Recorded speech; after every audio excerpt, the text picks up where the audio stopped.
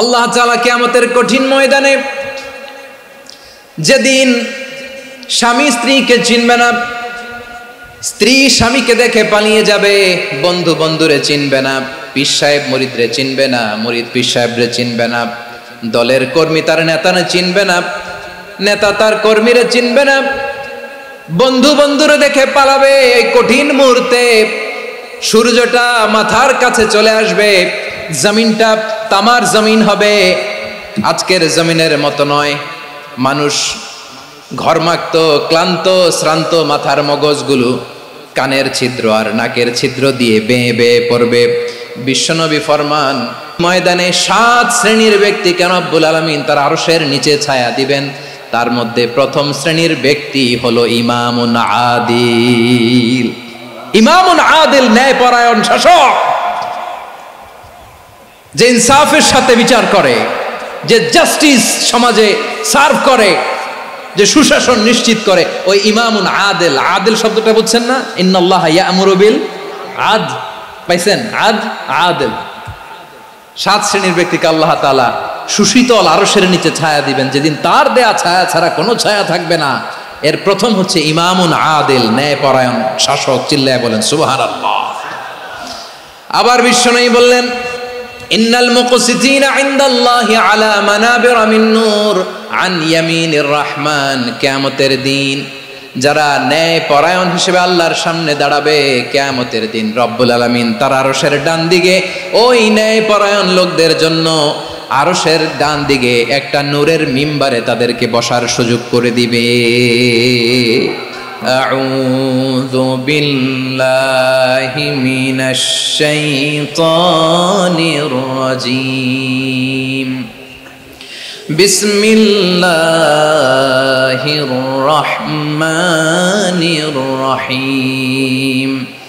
ইন্নাল্লাহা ইয়া'মুরু বিল আদলি ওয়াল ইহসানি ওয়া ইতা'i যিল কুরবা ওয়া ইয়ানহা আনিল ফাহশাই ওয়াল মুনকারি ওয়াল বাগই ইয়া'ইযুকুম লা'আল্লাকুম তাযাক্কারুন। আল্লাহ তাআলা ইরশাদ করছেন, ইন্নাল্লাহা ইয়া'মুরু বিল আদলি ওয়াল ইহসান। নিশ্চয় আল্লাহ তাআলা তোমাদেরকে ন্যায় বিচারের আদেশ দেন, সদাচরণের আদেশ দেন, নিকট আত্মীয়দেরকে দানের আদেশ দেন। আদেশ কয়টা? আওয়াজ করে সবাই বলুন তো, কয়টা? নিশ্চয় আল্লাহ তাআলা তোমাদেরকে ন্যায় বিচারের আদেশ দেন, সদাচরণের আদেশ দেন, তিনি তোমাদের নিকট আত্মীয়দেরকে দানের আদেশ দেন, আর তিনি তোমাদেরকে অশ্লীলতা থেকে নিষেধ করেন, মন্দ কাজ থেকে নিষেধ করেন, অবাধ্যতা সীমা লঙ্ঘন থেকে নিষেধ করেন। তিনি তোমাদেরকে উপদেশ দেন যাতে তোমরা শিক্ষা গ্রহণ করো। সুবহানাল্লাহ। উপদেশ দিচ্ছে স্বয়ংকে। 3টা জিনিসের আদেশ। ইয়া'মুরু বিল আদল, সুবিচার, ন্যায় বিচারের আদেশ তিনি দেন। ইহসানের আদেশ দেন, যাতে আমরা ইহসান করি, একে অপরের প্রতি সুবিচার করি, মহানুভবতা দেখায়, অনুগ্রহ দেখায়, আর নিকট আত্মীয়দেরকে যেন আমরা দান করি। এই 3টা আদেশ তিনি দিয়েছেন। আর কোন 3টা জিনিস থেকে তিনি বারণ করেছেন? অশ্লীলতা, ফাহশা, মুনকার, মানে সব মন্দ আর অসৎ কাজ, এগুলো থেকে তিনি আমাদেরকে বারণ করেন। ওয়াল বাগি, অবাধ্যতা, সীমা লঙ্ঘন, এই 3টা কাজ থেকে তিনি আমাদেরকে বারণ করেন। তিনি আমাদেরকে উপদেশ দেন, স্বয়ং আল্লাহ তাআলা আমাদেরকে উপদেশ দেন যাতে করে আমরা শিক্ষা গ্রহণ করি। সুবহানাল্লাহ পড়ে। তাহলে আসুন আমরা ধরে ধরে একটা একটা করে সামনের দিকে আগাই। আল্লাহ তাআলা প্রথমে আমাদেরকে আদেশ দিয়েছেন আদালের। ইন্নাল্লাহা ইয়া'মুরু বিল আদল। আওয়াজ করে বলুন আল আদাল। সবাই পড়ুন আল আদাল। আমরা উর্দু জানি, হিন্দি জানি, অনেকে ইংরেজিও জানি, কিন্তু আরবি শব্দগুলো আমাদের মুখ দিয়ে বেরোতে চায় না। আওয়াজ করে বলুন আল আদাল। মাশাআল্লাহ। ইন্নাল্লাহা ইয়া'মুরু বিল আদল। আল্লাহ তাআলা আমাদেরকে আদলের আদেশ দেন। আদল অনেকে না বুঝলেও আদালত শব্দটা বুঝবেন। আদালত, আদালত, আদালত বুঝেন না? যেখানে বিচার কার্যের ফয়সালা করা হয়, কোর্ট কাছারি আদালত, এটা তো ভেরি কমন। এটা শুনছেন না সবাই? আদালত, যেখানে ন্যায় বিচার হবে, সুশাসন হবে। কিন্তু ভাগ্যের কি নির্মম পরিহাস, ওখান থেকে মিথ্যা সাক্ষী দিয়ে মনমতো রায় দিয়ে দেয়া হয়। এগুলোর পরিবর্তন হওয়ার দরকার আছে না নাই? প্রিয় ভাইয়েরা, আদালত, আল আদল, ইংরেজিতে বলে জাস্টিস, ন্যায় বিচার, সুবিচার, সুশাসন, জাস্টিস, আল আদল, সব জায়গায় এই জাস্টিস থাকা দরকার। Justice should be prevailed in the society. The mission of all prophet was to uphold the justice. সব নবীর মিশন ছিল এই জাস্টিসকে, আদালকে, সুশাসন আর সুবিচারকে নিশ্চিত করা। পড়েন সুবহানাল্লাহ। And the core message of every divine scripture was to uphold justice. পৃথিবীর সব আসমানি কিতাবের মূল শিক্ষা ছিল এই জাস্টিসকে সমাজে এনশিওর করা, সুবিচার, সুশাসনকে এনশিওর করা। তাহলে প্রিয় ভাইরা, আমরা বুঝতে পারলাম আল আদল শব্দের মানে হচ্ছে ইনসাফ বা সুবিচার বা ন্যায় বিচার। এটা হচ্ছে একটা general meaning, very general meaning. আপনি যদি ইন ডেপথ বুঝতে চান, আরো ভেতরে যান, তাহলে আদল মানে হচ্ছে সমন্বয়, আদল মানে হচ্ছে ভারসাম্য, ব্যালেন্স। আদল মানে হচ্ছে মধ্যম পন্থা। সুবহানাল্লাহ পড়েন। কারণ সব সময় সমান সমান হইলেই সুবিচার হয় না। কথা কি বুঝতেছেন? ইসলামের দ্য কনসেপ্ট অফ আদল, এটা এমন আদল, এটা সব সময় সমান সমান নয়। যখন সমান সমান দেয়া দরকার, ইসলাম সমান সমান দেয়। যখন ব্যালেন্স করা দরকার, চেক এন্ড ব্যালেন্স, সমন্বয়, ভারসাম্য করা দরকার, তখন ইসলাম ভারসাম্য করে দেয়। এটার নাম আদল। সুবহানাল্লাহ। সহজ করে আপনাদেরকে বুঝাই। যেমন ধরুন, একটা পরিবারের 3 জন সদস্য, স্বামী, স্ত্রী আর সন্তান। তাদের সকালবেলার ব্রেকফাস্টে স্বামীর, সকালের নাস্তায় স্বামীর 3টা রুটি লাগে আর সন্তানের 1টা রুটি লাগে। এখন আমি যদি সমান সমান করে আদল করতে চাই, সবাইকে যদি 3টা করে রুটি দেই, তাহলে স্বামী বেচারার জন্য ঠিক আছে? কি বলেন? কথা কি বুঝতেছেন না কষ্ট হয়ে যাচ্ছে? যদি সমান সমানের নিয়মে আগাই, তাহলে 3টা করে যদি রুটি দেই, স্বামীর জন্য ওকে, কিন্তু স্ত্রীর জন্য 1টা বেশি হয়ে যায়। আর সন্তানের জন্য কয়টা বেশি হয়? আচ্ছা, এই তো বুঝতেছেন, মাশাআল্লাহ। আচ্ছা, 2টা করে যদি সবাই দেই সমান সমান নীতিতে, তাহলে স্ত্রীর জন্য, স্ত্রী বেচারির জন্য ঠিক আছে, কিন্তু স্বামীর কয়টা কম পড়ে? আর সন্তানের বেশি হয়ে যায় কয়টা? আচ্ছা, সমান সমান নীতিতে সবাইকে যদি সকালের নাস্তার জন্য 1টা করে রুটি দেই, সন্তানের জন্য ঠিক আছে, কিন্তু স্ত্রী বেচারির কম পড়ে কয়টা? স্বামীর কম পড়ে কয়টা? 2টা। কথা কি বুঝতেছেন? আর আমি যদি স্বামীকে দেই 3টা, স্ত্রীকে দেই 2টা, আর সন্তানকে দেই 1টা, তাহলে কারো অপচয় হবে না। যার যতটুকু দরকার ঠিক ততটুকুই কাজে লাগবে। চিল্লায় বলেন ঠিক কিনা? এটাই হচ্ছে ইসলামের আদল, যেখানে যার যতটুকু দরকার তাকে সেখানে ঠিক ততটুকু দিয়ে দেওয়ার নামই হচ্ছে আদল। চিল্লায় পড়েন আল্লাহু আকবার। রব্বুল আলামিন বলেন, ইউসিকুমুল্লাহু ফি আওলাদিকুম লিযযাকারি মিসলু হাযযিল উনসায়াইন। আল্লাহ তোমাদেরকে ওসিয়ত করেন, তোমাদেরকে আদেশ দেন, উত্তরাধিকার সম্পদ যখন বন্টন হবে, ছেলেরা যতটুকু পাবে, মেয়ে পাবে তার অর্ধেক। সুবহানাল্লাহ বলেন। দেখেন, ছেলে যদ্দূর, মেয়ে অর্ধেক, ছেলে ডবল পাবে। আপাত দৃষ্টিতে মনে হয় এখানে অবিচার হয়েছে, কিন্তু আসলে কি অবিচার হয়েছে? আপনি বিয়ের ক্ষেত্রে যান, ওইখানে আবার ছেলে মোহরানা দেয়, মেয়ে সেখানে মোহরানা পায়। তাহলে চেক এন্ড ব্যালেন্স, ভারসাম্য, ব্যালেন্স, মধ্যম পন্থা এখানে আছে না নাই? এটাই হচ্ছে ইসলামের আদল। আল্লাহ তাআলা এই আদলের আদেশ দিয়েছেন, সুবিচার, ন্যায় বিচার, সুশাসন এবং ভারসাম্যের আদেশ দিয়েছেন। প্রিয় ভাইয়েরা, একটি শান্তিময় সমাজ, একটা সমৃদ্ধ সমাজ, একটা মানবিক সমাজ যদি আমরা পেতে চাই, এই আয়াতের মধ্যে যতগুলো পয়েন্ট আছে সবগুলোর বাস্তবায়ন লাগবে। কথা বুঝতে পেরেছেন? বলেন, আওয়াজ করে বলেন, আমরা একটা শান্তির সমাজ চাই কি চাই না? আমরা একটা সমৃদ্ধ বাংলাদেশ চাই কি চাই না? আমরা একটা মানবিক বাংলাদেশ চাই কি চাই না? এই আয়াতে আল্লাহ তাআলা একটা মানবিক সমাজের রূপরেখা টেনেছেন। তার প্রথম কথা হচ্ছে, ইন্নাল্লাহা ইয়ামুরু বিল আদল। আল্লাহ তাআলা তোমাদেরকে আদলের নির্দেশনা দেয়, সুবিচার, সুশাসনের নির্দেশনা দেয়। যে সমাজে আদল থাকে না, সে সমাজে জুলুম মানুষের ঘাড়ে চেপে বসে। আদলের বিপরীত হচ্ছে জুলুম। আদলের বিপরীত কি? জুলুম বা জাওর, অত্যাচার, অবিচার, বৈষম্য। এই যে বৈষম্য বিরোধী ছাত্র আন্দোলন কমন পড়ছে? এই যে একজন সমন্বয়ক তো দেখা করলো আমার সাথে। জুলুম মানে হচ্ছে বৈষম্য। বৈষম্যের স্থান ইসলামে নাই, অবিচারের স্থান ইসলামে নাই, জুলুমের স্থান ইসলামে নাই। আল্লাহ তাআলা বলেন যে আমি জুলুমকে নিজের জন্য হারাম করেছি এবং তোমাদের জন্য হারাম করেছি। বিশ্বনবী ফরমান, আল্লাহ তাআলা বলেন হাদিসে কুদসিতে, ইয়া ইবাদি ইন্নী হারামতু যুলমা আলা নাফসি ওয়া জাআলতুহু বাইনাকুম মুহাররামান ফালা তাযালামু। আমার গোলামেরা শোনো, নিশ্চয় আমি আল্লাহ তাআলা জুলুমকে আমি আমার উপরে হারাম করেছি, অনুরূপভাবে জুলুম করাকে তোমাদের উপরেও হারাম করেছি। ফলে ফালা তাযালামু, তোমরা একে অপরের সাথে জুলুম করো না। নির্দেশনাটা কার? খবরদার, জুলুমের সাথে আমাদের কোনো সম্পর্ক নাই। আল্লাহ তাআলা আদলের আদেশ দিয়েছেন, আদালতের আদেশ দিয়েছেন, সুশাসনের, ন্যায় বিচারের আদেশ দিয়েছেন। ইন্নাল্লাহা ইয়ামুরু বিল আদল, আমাদেরকে আদল প্রতিষ্ঠা করতে হবে। জুলুমের সাথে ইসলামের কোনো সম্পর্ক নাই।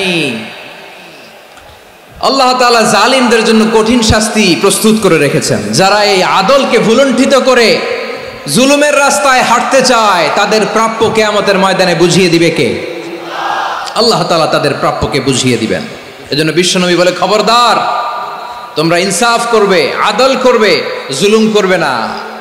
আর যুলমু যুলুমাতুন ইয়াউমাল কিয়ামা, জুলুম কিয়ামতের দিন অন্ধকার হয়ে জালিমের ঘাড়ে চেপে বসবে। আবার বিশ্বনবী বলতেন, ইত্তাকি দাওয়াতাল মাজলুম, খবরদার, তোমরা মজলুমের কান্নাকে ভয় করো। ফাইন্নাহু লাইসা বাইনাহু ওয়া বাইনাল্লাহি হিজাব, কেননা মজলুমের কান্নার মাঝে আর আল্লাহর আরশের মাঝে কোনো পর্দা থাকে না। বিশ্বাস হয়? এই কথা বিশ্বাস হয়? এর জলজন্ত প্রমাণ তো আমরা নিজেরাই দেখলাম। হ্যাঁ, মজলুমের কান্না ফুলে ফেপে মহিরুহ হয়ে, পাহাড়ের মতো হয়ে, বিস্ফোরিত হয়ে জালিমের মসনদকে ছারখার করে দিয়েছে। এর প্রমাণ তো আমরা নিজেরাই তো দেখলাম। জালিমের পরিণতি কি হয় আমরা জীবদ্দশাই তো দেখলাম। এমনও কোনো জুলুম নাই যে হয় নাই, ঠিক কিনা বলেন? আহারে জুলুম, আহারে জুলুম। রিসেন্টলি আয়না ঘরের কিছু ছবি প্রকাশিত হয়েছে সোশ্যাল মিডিয়ায়, দেখেছেন আপনারা? হ্যাঁ, ছোট্ট একটা জায়গা, স্বাধীন মানুষকে প্রাণীর মতো, পাখির মতো খাঁচায় বন্দি করে রেখেছে। কখন দিন কখন রাত কিচ্ছু জানে না, কখন দিন কখন রাত কিছু জানে না। বছরের পর বছর কেটে গিয়েছে। এক্সট্রা জুডিশিয়াল কিলিং এর কোনো হিসাব নাই, বিচার বহির্ভূত হত্যা, এনফোর্স ডিসঅ্যাপিয়ারেন্স, গুম, যেটা সবচাইতে বড় মানবতা বিরোধী অপরাধ। কত মানুষ যে গুম হয়েছে তার কোনো ইয়ত্তা নাই। যেই ফ্যামিলির সদস্য গুম হয়েছে, তারা কি ওই লোকটার জন্য মাগফিরাতের দোয়া করবে নাকি সুস্বাস্থ্যের দোয়া করবে তারা নিজেরাও জানতো না, কারণ জানে না ও বেঁচে আছে না মরে গেছে। আহা, বিডিআর নওজোয়ানদের যারা ছাড়া পেল দেখলাম, বিনা অপরাধে, কোনো অন্যায় ছাড়া, অপরাধ ছাড়া তাদের জীবন থেকে, তাদের তারুণ্যের, তাদের যৌবনের 15 বছর, 16 বছর, 17 বছর নাই, 6 মাস বয়সের ছোট বাচ্চাকে রেখে জেলে গেছে। 6 মাসের মেয়ে বেরোয় দেখে মেয়ের বয়স 17 বছর। মেয়ে বাবারে চিনে না, বাবা মেয়েরে চিনে না। মেয়েকে এখন বিয়ে দিয়ে আরেক ছেলের হাতে তুলে দিবে। মেয়ের শৈশব বাবা দেখে নাই, মেয়ের কৈশোর বাবা দেখে নাই, মেয়ের তারুণ্য দেখে নাই। আরেক যুবককে দেখলাম 14 বছরের 14 দিনের সংসার, 2 সপ্তাহের সংসার শেষে জেলে গেছে। কত যুবকের যে স্ত্রী চলে গিয়েছে ফ্যামিলি ছেড়ে, কারণ জানে না তো কবে আসবে, কি হবে, কেউ জানতো না। দাম্পত্য জীবনের মাত্র 14 দিনের স্মৃতি, এই স্মৃতিকে আঁকড়ে ধরে এক বোন 16টা বছর, 17টা বছর কাটিয়ে দিয়েছে। আমি নিউজটা দেখে ভাবলাম, আমার এই বোনের প্রতিটি দিন কিভাবে কেটেছে, প্রতিটি রাত কিভাবে কেটেছে, প্রতিটি ক্ষণ কিভাবে কেটেছে। বিশ্বনবী বলেছেন, ইত্তাকি দাওয়াতাল মাজলুম ফাইন্না লাইসা বাইনাহু ওয়া বাইনাল্লাহি হিজাব। মাজলুমের কান্নাকে ভয় করো, কারণ মাজলুমের কান্না আর আল্লাহর মাঝে কোনো পর্দা থাকে না। আমরা আর এরকম কোন জুলুম বাংলাদেশে দেখতে চাই না, জোরে বলেন ঠিক কিনা? আর কেউ নতুন করে জালিম হোক আপনারা চান? আবার নতুন করে কেউ ফ্যাসিস্ট হোক আপনারা চান? এক দল আরেক দলকে নিশ্চিহ্ন করার রাজনীতিতে মেতে উঠুক এটা আপনারা চান? আমরা বাংলাদেশকে আদল দিয়ে সাজাতে চাই। আমরা এই 56,000 বর্গ মাইলের প্রতিটা ইঞ্চি মাটিকে কোরআনের আইন দিয়ে সাজাতে চাই। রাজি আছেন আপনারা? কারা কারা রাজি দেখান হাত তুলে আল্লাহকে।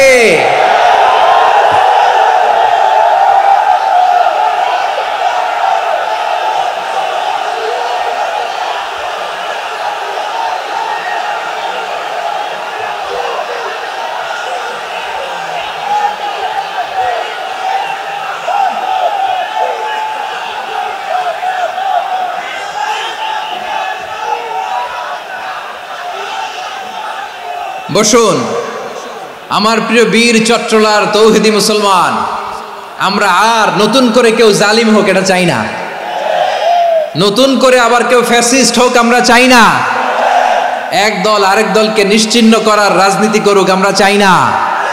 আমরা সুশাসনের বাংলাদেশ চাই,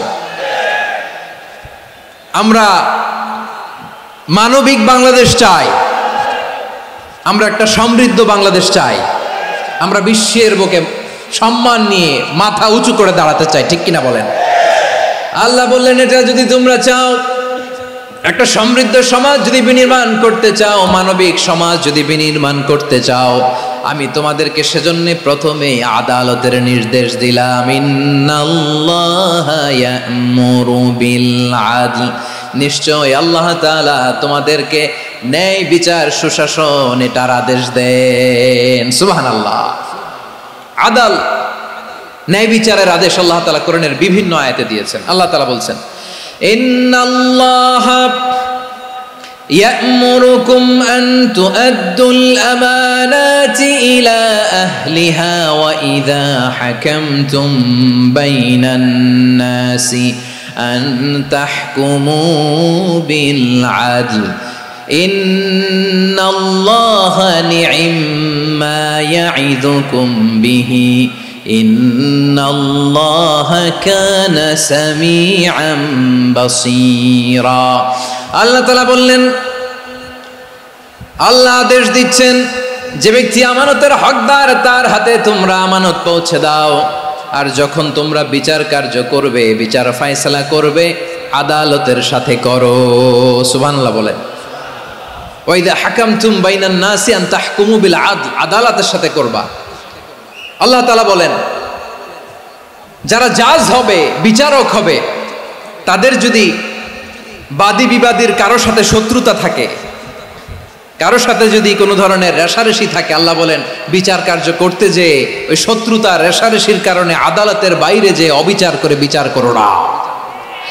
ওয়ালা ইয়াজরিমান্নাকুম শানাআনু কওমিন আলা আল্লা তা'দিলু ই'দিলু হুয়া আকরাবু লিত্তাকওয়া ওয়াত্তাকুল্লাহা ইন্নাল্লাহা খাবীরুম বিমা তা'মালুন। খবরদার কোন জাতির প্রতি, কোন গোষ্ঠীর প্রতি, কোন গোত্রের প্রতি আক্রোশ যেন তোমাদেরকে ন্যায় বিচার থেকে দূরে সরিয়ে না দেয়, বরং আমি আল্লাহর আদেশ হলো ই'দিলু, তোমরা আদল করো, ন্যায় বিচার করো, সুবিচার করো, সুশাসন প্রতিষ্ঠা করো। হুয়া আকরাবু লিত্তাকওয়া, এটাই তাকওয়ার সবচেয়ে কাছাকাছি। সুবহানাল্লাহ বলেন। কোরআনের বিভিন্ন আয়াতে আল্লাহ তাআলা স্পেসিফিকলি ধরে ধরে বিচার করার সময় আমরা যেন আদল করি সেটা বলেছেন। কোরআনের কোন কোন জায়গায় আল্লাহ তাআলা এই আল আদল শব্দটা ব্যবহার করেছেন। আবার একই জিনিস ইনসাফ, সুবিচার, সুশাসন, ন্যায় বিচার, ন্যায় পরায়ণতা বুঝাতে আল্লাহ তাআলা কখনো কখনো আল কিসত শব্দটা ব্যবহার করেছেন। আওয়াজ করে সবাই বলুন আল কিসত। প্রিয় ভাইরা সবাই আওয়াজ করে আমার সাথে সাথে বলুন আল কিসত। আল্লাহ তাআলা বলেন ওয়া ইন হাকামতা ফাহকুম বাইনাহুম বিল কিসতি ইন্নাল্লাহা ইউহিব্বুল মুকসিতিন। যখন তুমি বিচার করবে, বিশ্বনবীকে উদ্দেশ্য করে অ্যাড্রেস করে বললেন নবী হে ইহুদিরা কোনো বিষয়ে মীমাংসার জন্য যদি আপনার দরবারে আসে, যদি বিচার করতে হয়, খবরদার অবিচার করবেন না। ফয়সালা যেটা করবেন কিসতের সাথে করবেন, ন্যায় পরায়ণতার সাথে করবেন, কারণ ইন্নাল্লাহা ইউহিব্বুল মুকসিতিন, নিশ্চয় আল্লাহ রাব্বুল ইজ্জাত ন্যায় পরায়ণশীলদেরকে বড্ড ভালোবাসেন। সুবহানাল্লাহ বলেন। ন্যায় পরায়ণ লোকদেরকে আল্লাহ তাআলা বড্ড ভালোবাসেন। অন্য আয়াতে আল্লাহ তাআলা বলছেন, وَنَضَعُ الْمَوَازِينَ الْقِسْطَ لِيَوْمِ الْقِيَامَةِ فَلَا تُظْلَمُ نَفْسٌ شَيْئًا, আমি কিয়ামতের দিন ন্যায়পরায়ণতার মানদণ্ড স্থাপন করব, যেটাকে আমরা মিজানের পাল্লা বলি। আল্লাহ বলেন ন্যায় বিচারের মানদণ্ড কিয়ামতের ময়দানে আমি আল্লাহ স্থাপন করব। সেদিন কারো প্রতি বিন্দু পরিমাণ, এক চুল পরিমাণ অবিচার করা হবে না, কোনো অবিচার করা হবে না। সেদিন সুশাসন হবে, সুবিচার হবে, ন্যায় পরায়ণতার সাথে বিচার হবে। আওয়াজ করে পড়েন আল্লাহু আকবার। তাহলে প্রিয় ভাইরা, যে তিনটি বিষয়ে আল্লাহ তাআলা আমাদেরকে আদেশ দিয়েছেন, তার প্রথমটা হচ্ছে আদালত, ইনসাফ, সুবিচার, ন্যায় বিচার। এটা আমরা চাই কি চাই না? বিশ্বনবী ন্যায় বিচার, ন্যায় পরায়ণতা, সুশাসন প্রতিষ্ঠিত করেন কি করেন নাই? আপনারা বিশ্বনবীর সিরাত যারা পড়েছেন, আপনি দেখবেন বিশ্বনবীর সিরাতের পরতে পরতে, বাঁকে বাঁকে, সিরাতের বাঁকে বাঁকে এই আদালতের নমুনা মেলে। সুবহানাল্লাহ বলেন। ছোট্ট একটা নমুনা রাসূল সাল্লাল্লাহু আলাইহি ওয়াসাল্লামের আসিরা আল আতরা থেকে ছোট্ট একটা নমুনা আপনাদের খেদমতে এখানে উপস্থাপন করি। বিশ্বনবী সাল্লাল্লাহু আলাইহি ওয়াসাল্লাম মক্কা বিজয় করলেন ৮ম হিজরিতে। মক্কা বিজয় শেষে তিনি কয়েক সপ্তাহ মক্কাতে অবস্থান করলেন। ইন দ্য মিন টাইম মক্কার একটা ভেরি প্রেস্টিজিয়াস এন্ড ডিগনিফাইড ফ্যামিলির নারী চুরিতে ধরা পড়ল। কিসে ধরা পড়ল? সবাই বলেন কিসে? আমাদের সমাজে আসেনি এটা? আছে? ছোট না বড়? হ্যাঁ, হিসাব করে শেষ করা যায় না। ৩.৫ লাখ কোটি টাকা নাই উন্নয়ন প্রকল্পের নামে, উন্নয়ন প্রকল্পের নামে ৩.৫ লাখ কোটি টাকা নাই। ৩.৫ লাখ কোটি টাকা লিখতে পারবেন আপনি? এক টানে লিখতে পারবেন? বুঝতেছেন কত বড় সংখ্যা? হ্যাঁ, বনু মাখজুমিয়া গোত্রের এক নারী মক্কায় চুরিতে ধরা পড়ল। বলেন তো চুরি করলে বিধান কি? কি কাটতে হবে? চুরির বিধান হলো হাত কেটে দাও। তাও সেটা গোপনে নয়, প্রকাশ্যে জনসম্মুখে হাত কেটে দাও। বনু মাখজুমিয়া গোত্রের নারী যখন চুরিতে ধরা পড়লো, সাহাবারা চিন্তায় পড়ে গেলেন। সবেমাত্র মক্কার লোকেরা কালিমা পড়ে মুসলমান হয়েছে, ইসলামের আইন কানুন তেমন জানে না, ইসলামী শরিয়ার সাথে বেশি পরিচিত নয়। এখনো যদি বিশ্বনবী চুরির যেই বিধান এটা যদি কায়েম করে হাত যদি কেটে দেয়, না জানি মক্কার লোকেরা আবার বিগড়ে যায়, না জানি মক্কার লোকেরা আবার মুরতাদ হয়ে যায়, না জানি মক্কার লোকেরা ইসলাম থেকে দূরে সরে যায়। চলো চলো সাহাবীরা মিলে পরামর্শ করলেন, চলো বিশ্বনবীর কাছে যে বলি, ও নবী, শুধু কেবলমাত্র একমাত্র এই নারীর জন্য চুরির হাত কাটার বিধানটা আপনি একটু থামিয়ে দেন। চুরির হাত কাটার যে বিধান এইখানে একটু রহিত করে দেন, বাকিগুলা কইরেন মদিনাতে যে চলবে, কিন্তু মক্কায় এবারের জন্য মাফ করে দেন। কিন্তু কে বলবে? এই যে পরামর্শ, সাজেশন, এটা কে দিবে বিশ্বনবীর কাছে? সাহাবারা চিন্তায় পড়ে গেলেন। আল্লাহর নবীর সামনে দাঁড়িয়ে আল্লাহর দেয়া হুদুদ, আল্লাহর দেয়া বিধান থামিয়ে দেওয়া, মাফ করে দেওয়া, এই কথা বিশ্বনবীর সামনে বলার সাহস তো কেউ রাখে না। কেউ কেউ বলল, বিশ্বনবীর পালক পুত্র যায়েদ বিন হারেসার সন্তান উসামারে বিশ্বনবী নাতির মতো আদর করে, বড্ড বেশি ভালোবাসে উসামারে। এজন্য সাহাবারা উসামাকে বলতো হিব্বু রাসূলিল্লাহ, বিশ্বনবীর ভালোবাসা। কি বলতো? সাহাবীরা বললেন বিশ্বনবীর ভালোবাসা হিব্বু রাসূলিল্লাহ, উসামারে পাঠাও। উসামারে বিশ্বনবী নাতির মতো স্নেহ করে, মায়া করে, ভালোবাসে। আমরা পারবো না, উসামা পারবে। সবাই মিলে ফুলিয়ে ফুসিয়ে ওসামাকে, ছোট্ট ওসামাকে রাজি করালো। ওসামা এমন এমন কথা যে তুমি বিশ্বনবীর কাছে বলতে হবে, পারবা নাকি? ওসামা বলে পারবো। সাইয়েদনা ওসামা রাদিয়াল্লাহু তাআলা আনহু তরুণ সাহাবী বিশ্বনবীর কাছে গেলেন, যে বললেন, নবী, বনু মাখজুমিয়া গোত্রের এক নারী চুরিতে ধরা পড়েছে, এবারের জন্য কি এই মহিলাটারে মাফ করে দিলে হয় না? এবারের জন্য একটু ক্ষমা করা যায় না নবী? বিশ্বনবী বলেন, আতাশফাউ ফি হাদ্দিম মিন হুদুদিল্লাহ, তোমার এত বড় সাহস উসামা, তুমি আল্লাহর হাদ, আল্লাহর দেয়া বিধান, এটার ব্যাপারে সুপারিশ করতে এসেছো? তোমরা কি জানো তোমাদের আগে যত কওম, যত গোত্র, যত জনপদ ধ্বংস হয়েছে তার কারণ ছিল তাদের মধ্যে গরিবরা অন্যায় করলে তারা বিচার করত, আর ধনীরা অন্যায় করলে তারা মাফ করে দিত। খবরদার, ওয়া আইমুল্লাহ লাউ আন্না ফাতিমাতা বিনতি মুহাম্মাদিন সারাকাত লাকাতা মুহাম্মাদুন ইয়াদাহা। বিশ্বনবী বললেন, আরে ওসামা, বানু মাখজুমিয়ার ওই প্রেস্টিজিয়াস এন্ড ডিগনিফাইড ফ্যামিলির মেয়ে তো দূর কি বাত, অনেক দূরের কথা। জেনে রেখো ওসামা, আমার কলিজার টুকরা নয়নের পুটুলি ফাতেমাও যদি মক্কার জমিনে আজকে এই চুরির দায়ে ধরা পড়তো, আমি বিশ্বনবী মুহাম্মাদুর রাসূলুল্লাহ ধরে ফাতেমার ডান হাতটা কেটে দিতে এক বিলম্ব দেরি করতাম না। ইন্নাল্লাহা ইয়া'মুরু বিল আদল, আমাদেরকে জাস্টিস শিখায়। পশ্চিমারা আমাদেরকে ইনসাফ শিখায়, আমাদেরকে সুশাসন শিখায়। আর ইনসাফ, সুশাসন, ন্যায় বিচার, সুবিচার, জাস্টিস কারে বলে বিশ্বনবীর বায়োগ্রাফি থেকে জেনে নাও। এই ছিল বিশ্বনবী সাল্লাল্লাহু আলাইহি ইসলামের আদালতের নমুনা। আপনি যদি সাইয়েদনা ওমর ফারুকের জীবনের দিকে তাকান, এমন কঠোর, এমন বীর সেনানী ছিলেন। সাইয়েদনা ওমর ফারুক যদি রাস্তার এই মাথা দিয়ে হাঁটা শুরু করতেন, শয়তান ওমর ফারুককে দেখলে ওই রাস্তা রেখে দিয়ে অন্য রাস্তা দিয়ে হাঁটতো। সুবহানাল্লাহ। ওমর ফারুক রাদিয়াল্লাহু তাআলা আনহু কি পার্সোনালিটি ছিল, কি পার্সোনালিটি। আমাদের এলাকায় ছোট বাচ্চারা রাতে ভাত খেতে চায় না, আমার মেয়েটাও খেতে চায় না। এই এটা দিব, ওইটা দিব, আজকে মাহফিলে আসার সময় বলে দিছে লিস্ট করে এটা এটা আনতে হবে। তো ছোট্ট বাচ্চাদের অনেক বায়না থাকে, ওরা রাতে খেতে চায় না। তো মায়েরা বিভিন্ন ভয় দেখায়, এই বাঘ আসবে, বাঘ আসবে খাও, এই ভূত আসবে, ভূত আসবে খাও। আপনারা কি বলেন চট্টগ্রামে? কি আসবে? হ্যাঁ, ভূত, ভূত, ভূত আসবে, বাঘ আসবে, খাও খাও খাও, তাড়াতাড়ি খাও। তো বাচ্চারা এগুলো শুনে ভয়ে খেতে শুরু করে। মদিনার জমিনেও একই ঘটনা ঘটতো। মদিনার ছোট্ট ছোট্ট সোনামণিরা খেতে চাইতো না। তো মায়েরা বলতো, হা হুয়া ইয়াতি উমর, হা হুয়া ইয়াতি উমর, ওই যে উমর আসতেছে, উমর। ওমরে ফারুকের কথা শুনলেই বাচ্চারা একেবারে ঠান্ডা। সুবহানাল্লাহ পড়বেন না? প্রভু তুমি বলেছ রাসূল দেবে না, বলনি দেবে না ওমর, বলনি দেবে না হামজা তারিক, খালিদ বিজয় সমর। প্রভু তুমি বলেছ রাসূল দেবে না, বলনি দেবে না ওমর, বলনি দেবে না হামজা তারিক, খালিদ বিজয় সমর। প্রভু তুমি বলেছ রাসূল দেবে না। আল্লাহু আকবার।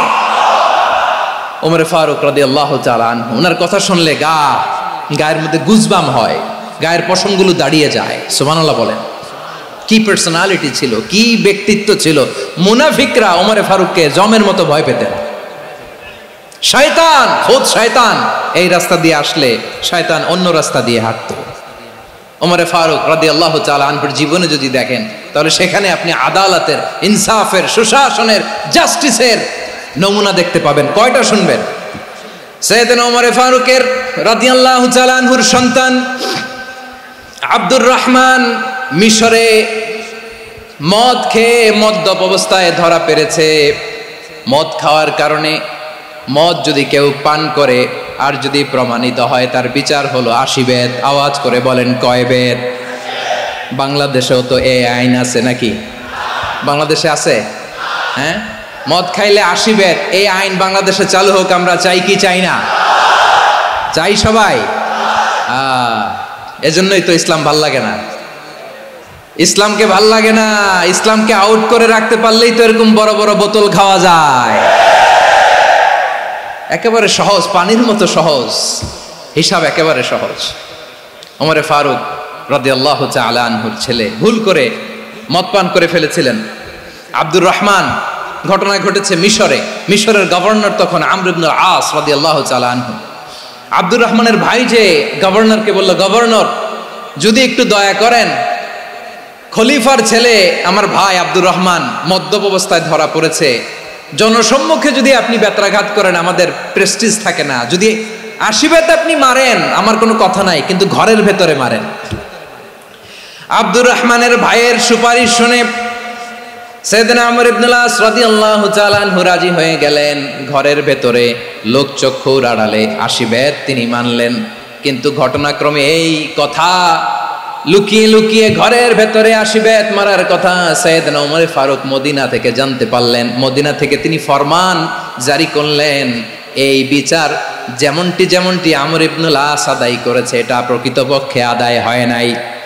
আসো সবাই মদিনায় আসো, আমর ইবনে আস মদিনায় আসো, আব্দুর রহমানও আসো, সবাই আসো, জনসম্মুখে এই বিচার কার্যকর করতে হবে। সাইয়েদনা ওমর ফারুক মসজিদে নববীর পিলারের মধ্যে নিজের ছেলেকে বাঁধলেন, আবার জনসম্মুখে 80টা বেত তার গায়ের মধ্যে মারলেন। মাজমুয়ে ফাতাওয়া ইবনে তাইমিয়া রাহিমাহুল্লাহ উনি এটা নকল করেছেন। এটা সবচেয়ে বিশুদ্ধ মত, আর অনেক মত আছে। মারা গেছে কবরের উপর, ওগুলো বাদই দিলাম। কেমন খলিফা ছিলেন, কেমন খলিফা! পশ্চিমারা তোমরা জাস্টিস আমাদেরকে শেখাও, ইনসাফ কারে বলে সুশাসন আমাদেরকে তোমরা শিখাও। ওমর ফারুক রাদিয়াল্লাহু তাআলা ওই বিচারকে তিনি ধর্তব্য মনে করেন নাই। মদিনাতে এনে আবার জনসম্মুখে আবার 80 বেত মেরেছেন। মিশরে ওমর ফারুক রাদিয়াল্লাহু তাআলা আনহু আমর ইবনে আসকে গভর্নর করে পাঠালেন। সেখানে আমর ইবনে আসের ছেলে একটা প্রতিযোগিতায় রানার আপ হয়েছে। এক মিশরি সেখানে চ্যাম্পিয়ন হয়েছে। রানার আপ বুঝতে পেরেছেন তো? রানার আপ সেকেন্ড হয়েছে, এক মিশরি হয়েছে চ্যাম্পিয়ন প্রথম। কিন্তু গভর্নরের ছেলে ও জিততে পারে নাই। ও রাগে ওই মিশরির গায়ের মধ্যে কয়েকটা লাঠি দিয়ে বাড়ি মেরেছে। মিশরি যে মদিনাতে ওমর ফারুকের কাছে বিচার দিলেন, আপনার গভর্নরের ছেলে অন্যায়ভাবে আমার গায়ে হাত তুলেছে। সাইয়েদনা ওমর ফারুক আবার ফরমান জারি করলেন, আসো মদিনাতে আসো। মিশরীকে ডাকলেন। ওই মিশরের গভর্নর আমর ইবনে আস রাদিয়াল্লাহু তাআলা আনহুকে ডাকলেন, তার ছেলেকেও ডাকলেন। সবাই বসে রইল। আমর ইবনে আস রাদিয়াল্লাহু তাআলা আনহু মাথা নিচু করে বসে আছেন, লজ্জায় কাচুমাচু। হায় হায়, আজকে আমার ছেলের কারণে আমিরুল মুমিনিন খলিফাতুল মুসলিমিন ওমর ফারুকের কাছে আমি জনসম্মুখে লজ্জিত হচ্ছি। সাইয়েদনা ওমর ফারুক বললেন, এই নাও লাঠি। গভর্নরের ছেলে তোমার মাথার মধ্যে যতগুলো বাড়ি মেরেছে, আজকে জনসম্মুখে তুমি অতগুলা বাড়ি মারো। মিশরি বলে, থাক, আপনি যে ডেকে আনছেন সবার সামনে এটা বলছেন, এতেই আমি খুশি। আল্লাহু আকবার! আপনার মহানুভবতা দেখে আমি খুশি, আর অপমানের দরকার নাই। ওমর ফারুক বলে, না, খবরদার, এই কথা মিশরি তুমি বলো না, মারো, যতগুলা বাড়ি মেরেছে মারো। বাধ্য হয়ে মিশরি আমর ইবনে আসের সামনে ওনার কলিজার টুকরা সন্তানের মাথার মধ্যে বাড়ি মারতে আরম্ভ করলেন। ঠিক যতগুলা বাড়ি গভর্নরের ছেলে আমর ইবনে আসের ছেলে মিশরির গায়ে মেরেছিল, মাথায় মেরেছিল, মিশরি গুনে গুনে ততটা মারলেন। এই দৃশ্য দেখে ওমর ফারুক রেগে মেগে আগুন, রাগের চোটে রাগ সামলাতে না পেরে আর নিজেকে সামলাতে না পেরে মিশরিরে বললেন, ছেলেরে মারা শেষ হয়ে গেলে এবার বাবার টাক মাথার মধ্যে কয়েকটা বাড়ি মার। রাগের চোটে, আউট অফ অ্যাঙ্গার, রাগের চোটে যে আমার পাঠানো গভর্নর আমর ইবনে আস তার ছেলেকে কেন আদব তারবিয়া কেন শিক্ষা দিতে পারে না। ছেলেরে মারা হইলে এবার আমর ইবনে আসের মাথার মধ্যে দুইটা মারো। এটা রাগে বলেছেন, এটা শাস্তি হিসেবে না। সুবহানাল্লাহ পড়ে। তোমরা আমাদেরকে সুশাসন শিখাও, আমাদেরকে সুশাসন শিখাও। বিশ্বনবী বলেন, আদল এটা যেন কোনো বিষয় না, এটা দিয়েই মানবিক সমাজ গড়তে হবে। আল্লাহ তাআলা কিয়ামতের কঠিন ময়দানে যেদিন স্বামী স্ত্রীকে চিনবে না, স্ত্রী স্বামীকে দেখে পালিয়ে যাবে, বন্ধু বন্ধুরে চিনবে না, পীর সাহেব মুরিদরে চিনবে না, মুরিদ পীর সাহেবরে চিনবে না, দলের কর্মী তার নেতারে চিনবে না, নেতা তার কর্মীরে চিনবে না, বন্ধু বন্ধুরে দেখে পালাবে। এই কঠিন মুহূর্তে সূর্যটা মাথার কাছে চলে আসবে, জমিনটা তামার জমিন হবে। আজকের জমিনের মতো নয়। মানুষ ঘর্মাক্ত, ক্লান্ত, শ্রান্ত মাথার মগজগুলো কানের ছিদ্র আর নাকের ছিদ্র দিয়ে বেয়ে বেয়ে পড়বে। বিশ্বনবী ফরমান, ময়দানে 7 শ্রেণীর ব্যক্তিকে রব্বুল আলামিন তার আরশের নিচে ছায়া দিবেন। তার মধ্যে প্রথম শ্রেণীর ব্যক্তি হলো ইমামুন আদিল। ইমামুন আদিল, ন্যায়পরায়ণ শাসক, যে ইনসাফের সাথে বিচার করে, যে জাস্টিস সমাজে সার্ভ করে, যে সুশাসন নিশ্চিত করে, ওই ইমামুন আদিল। আদিল শব্দটা বুঝছেন না? ইন্নাল্লাহা ইয়া'মুরু বিল আদল, পাইছেন? আদিল। 7 শ্রেণীর ব্যক্তিকে আল্লাহ তাআলা সুশীতল আরশের নিচে ছায়া দিবেন, যেদিন তার দেয়া ছায়া ছাড়া কোনো ছায়া থাকবে না। এর প্রথম হচ্ছে ইমামুন আদিল, ন্যায়পরায়ণ শাসক। চিল্লায় বলেন সুবহানাল্লাহ। আবার বিশ্বনবী বললেন, ইন্নাল মুকসিতিনা ইনদাল্লাহি আলা মানাবিরা মিন নূর আন ইয়ামিনির রহমান। কিয়ামতের দিন যারা ন্যায়পরায়ণ হিসেবে আল্লাহর সামনে দাঁড়াবে, কিয়ামতের দিন রব্বুল আলামিন তার আরশের ডান দিকে ওই ন্যায়পরায়ণ লোকদের জন্য আরশের ডান দিকে একটা নূরের মিম্বারে তাদেরকে বসার সুযোগ করে দিবে। আল্লাহর আরশের ডান দিকে ন্যায়পরায়ণ লোকদের জন্য আল্লাহ তাআলা নূরের মিম্বার বানাবে। 4টে কেন কথা মনে করেছেন? আল আদাল, জাস্টিস। ইন্নাল্লাহা ইয়া'মুরু বিল আদল। আল্লাহ তাআলা এই আদালতের নির্দেশনা দেয়, সুবিচার, সুশাসন। প্রিয় ভাইয়েরা, এটা আমরা বাংলাদেশে চাই কি চাই না?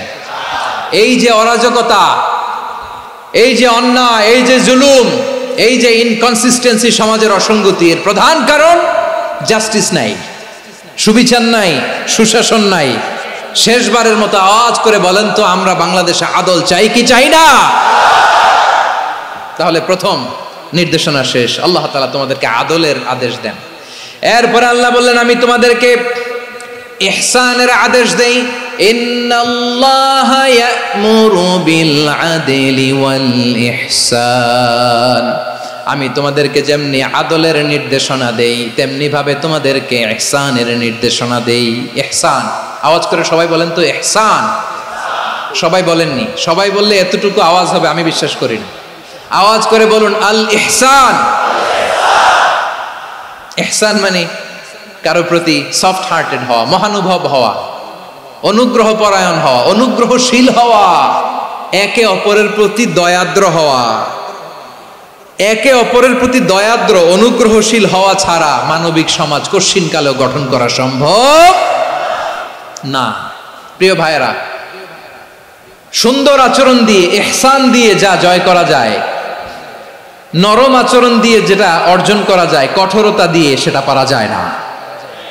বিষ্ণু ঈসা ইসলাম ইহসান দিয়ে, কোমল আচরণ দিয়ে, তার অনুগ্রহ দিয়ে তিনি অনেক কাফিরের হৃদয়কে জয় করে ফেলেছেন। সাইয়েদনা সুমামা ইবনে উসাল রাদিয়াল্লাহু তাআলা আনহুর কথা মনে পড়ে যায়। তিনি ছিলেন ইয়ামামার বাদশা। মদিনাতে বিশ্বনবীকে হত্যা করার নিয়তে এসেছিলেন। গোপনে গোপনে বিশ্বনবীকে হত্যা করে আবার ইয়ামামাতে তিনি ফিরে যাবেন। কিন্তু কি অবাক করা কাণ্ড, হত্যা করতে পারে নাই, সাহাবাদের হাতে তিনি ধরা পড়ে গেলেন। সাইয়েদনা সুমামা ইবনে উসাল রাদিয়াল্লাহু তাআলা আনহু হত্যার নিয়তে আসলেন, কিন্তু হত্যা করতে পারলেন না। সাহাবারা ওনাকে ধরে ফেললেন, ধরে মসজিদে নববীর পিলারের মধ্যে বেঁধে রাখলেন। সুমামা ইবনে উসাল, সিরাত থেকে শুনেন, সিরাত থেকে শোনাচ্ছি। রাদিয়াল্লাহু তাআলা আনহু ইয়ামামার অধিপতি ছিলেন। ইয়ামামা বিশ্বনবীকে হত্যার জন্য আসছেন, ধরা পড়ে গেছেন, এখন মসজিদে নববীতে বেঁধে রাখছে। তার মানে বন্দী। তো এখন স্ট্যাটাস কি? বন্দী, ক্যাপটিভ। তো বিষ্ণু ঈসা ইসলাম সাহাবাদেরকে বললেন, তার খোঁজ খবর নিও, সুমামা ইবনে উসালের খোঁজ খবর নিও। সাহাবারা বলেন, ইয়া রাসূলুল্লাহ, আপনাকে হত্যা করতে এসেছে, তার তো কঠিন ক্যাপিটাল পানিশমেন্ট হওয়া দরকার, কঠিন শাস্তি হওয়া দরকার। বিশ্বনবী বললেন, না, আমি যেটা জানি তোমরা সেটা জানো না, তোমরা সুমামার সাথে ভালো আচরণ করো। বিশ্বনবী সুমামার কাছে গেলেন। প্রথম দিন যে তিনি কালেমার দাওয়াত দিলেন, ইমানের দাওয়াত দিলেন, ইসলামের দাওয়াত দিলেন, রিসালাতের দাওয়াত দিলেন, আখিরাতের দাওয়াত দিলেন। পরের দিন যে বিশ্বনবী সালাতের দাওয়াত দিলেন, যাকাতের দাওয়াত দিলেন, ইসলাম কি, কিভাবে, কেমন করে পালন করতে হয় চমৎকার আর্টিকুলেট করতে শুরু করলেন। তন্ময় হয়ে সুমামা ইবনে উসাল রাদিয়াল্লাহু তাআলা আনহু বিশ্বনবীর কথাগুলো শুনতে আরম্ভ করলো। একদিন নয়, 2 দিন নয়, টানা 3 দিন বিশ্বনবী সুমামার কাছে ইসলামকে প্রেজেন্ট করেছেন, উপস্থাপন করেছেন। আওয়াজ করে বলেন কয় দিন? 3 দিন। 3 দিন মসজিদে নববীতে বাধা। আর সাহাবীদেরকে বললেন তার খোঁজ খবর নিও, তোমরা যে রুটি বানাও এর মধ্যে সবচেয়ে ভালো আটার রুটিটা তারে দিও, সবচেয়ে রিফাইন্ড খেজুর যেটা পিওর খেজুর এটা তারে দিও। আর বিশ্বনবী নিজের উট থেকে দুধ দহন করে ওনার বাড়ির এক কর্মচারীকে বলেছেন দুধ দহন করে সুমামার জন্য নিয়ে যেও। সুবহানাল্লাহ পড়বেন না? সবাই তো অবাক, ইয়ামামা থেকে আসছে নবীকে হত্যা করতে, বিশ্বনবী দেখে তারে জামাই আদর করে, তাকে মজার মজার খাবার দিও, দুধ দিও, আদর আপ্যায়ন করো। 1 দিন নয়, 2 দিন নয়, টানা 3 দিন বিশ্বনবী এভাবে সুমামার কাছে যেয়ে ইসলামকে প্রেজেন্ট করতে আরম্ভ করলেন, ইসলামকে উপস্থাপন করতে শুরু করলেন। আর তাকে চমৎকার এন্টারটেইনমেন্ট আপ্যায়ন দিতে আরম্ভ করলেন। টানা 3 দিন যখন ইসলামের দ্য বিউটিজ অফ ইসলাম, ইসলামের সুমহান বাণী সৌন্দর্য তার কাছে উপস্থাপন শেষ, তাকে আপ্যায়ন শেষ, বিশ্বনবী বললেন সাহাবাদেরকে যাও এবার সুমামার হাতের পায়ের রশি দুটো খুলে দাও। সাহাবারা বললেন ইয়া রাসূলুল্লাহ কি বলেন আপনি, ও তো হত্যাকারী, সুযোগ পায় নাই, আপনারে মারতে পারে নাই, ছেড়ে দিলে আবার ও আপনার উপর তলোয়ার নিয়ে ঝাঁপিয়ে পড়বে, নবী এই সিদ্ধান্ত আপনি নিতে যাবেন না। বিশ্বনবী বললেন যেটা বলেছি সেটা করো, সুমামার রশিগুলো ছেড়ে দাও, সুমামার হাতে পায়ের রশিগুলো যে তোমরা খুলে দাও। সাহাবারা তর্ক জুড়ে দিলেন লা ইয়া রাসূলুল্লাহ এমনটা করবেন না, তো ভয়ঙ্কর ভয়ঙ্কর খুনি, কি জানি কি হয়ে যায়। বিশ্বনবী বললেন না, তার হাতে পায়ের রশিগুলো খুলে দাও। সাহাবারা বিশ্বনবীর কথা মতো তার হাতে পায়ের রশিগুলো খুলে দিল। সুমামা মুহূর্তের মধ্যে মসজিদে নববী থেকে বের হয়ে ইয়ামামায় ফিরে না যে মসজিদে নববীর পাশে একটা খেজুর বাগান ছিল সেখানে চলে গেলেন। সেখানে একটা ছোট্ট কুয়া ছিল, কুয়ার পানি দিয়ে তিনি গোসল করলেন। সুবহানাল্লাহ পড়েন। কুয়ার পানি দিয়ে গোসল করে মসজিদে নববীর সামনে এসে বিশ্বনবী এবং সাহাবাদের সামনে দাঁড়িয়ে সাব্বাবা উঁচু করে বললেন আশহাদু আল্লা ইলাহা ইল্লাল্লাহ ওয়া আশহাদু আন্না মুহাম্মাদান আবদুহু ওয়া রাসূলুহু। আল্লাহু আকবার। আমি সাক্ষ্য দিচ্ছি আল্লাহ ছাড়া কোনো ইলাহ নাই, আর মুহাম্মদ আল্লাহ তাআলার প্রেরিত বান্দা এবং রাসূল। প্রিয় ভাইয়েরা, ইহসান দিয়ে যা জয় করা যায়, কঠোরতা দিয়ে সেটা কঠিনকালেও জয় করা যায় না। আওয়াজ করে বলেন ঠিক কি না? এবার সুমামা দাঁড়িয়ে বলে ওগো নবী, আমি তো কালিমা পড়ে মুসলমান হয়ে গেলাম, এবার শোনেন, এই মুহূর্তের আগে আপনার চেহারার চাইতে নিকৃষ্ট কোনো চেহারা আমার কাছে ছিল না, কিন্তু শাহাদা পাঠ করার পরে আপনার চেহারার চাইতে উত্তম শ্রেষ্ঠ কোনো চেহারা আমার কাছে আর নাই। ও নবী, আজকের দিনের আগে ইসলাম ধর্মের চেয়ে নিকৃষ্ট অপছন্দনীয় কোনো ধর্ম আমার কাছে ছিল না, কিন্তু এই মুহূর্ত থেকে ইসলামের চেয়ে সেরা শ্রেষ্ঠ পছন্দনীয় কোনো ধর্ম আমার কাছে নাই। নবী গো, আজকের দিনের আগে মদিনার চাইতে অপছন্দনীয় নিকৃষ্ট কোনো শহর আমার কাছে ছিল না, কিন্তু এই মুহূর্তের পর থেকে মদিনার চাইতে কোনো শ্রেষ্ঠ শহর আমার জানা নাই। সে ছিল গমের বড় ডিলার, গম বেচত। কি বেচত? তার গম কিনে মক্কার লোকেরা রুটি খাইতো। সে ঘোষণা দিল আজকে থেকে মক্কাবাসীদের জন্য সব গম আমি হারাম করে দিলাম, মক্কাবাসী এখন না খেয়ে মরে। সুবহানাল্লাহ পড়বেন না?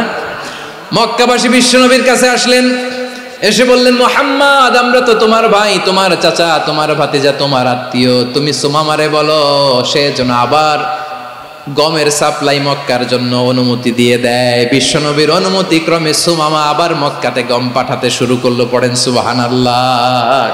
ইহসান, ইহসান দিয়ে আপনি যেটা জয় করতে পারবেন, you can win the heart of your enemies. ইহসান দিয়ে আপনি আপনার শত্রুর হৃদয়কে জয় করতে পারবেন। আওয়াজ করে বলেন ঠিক কি না?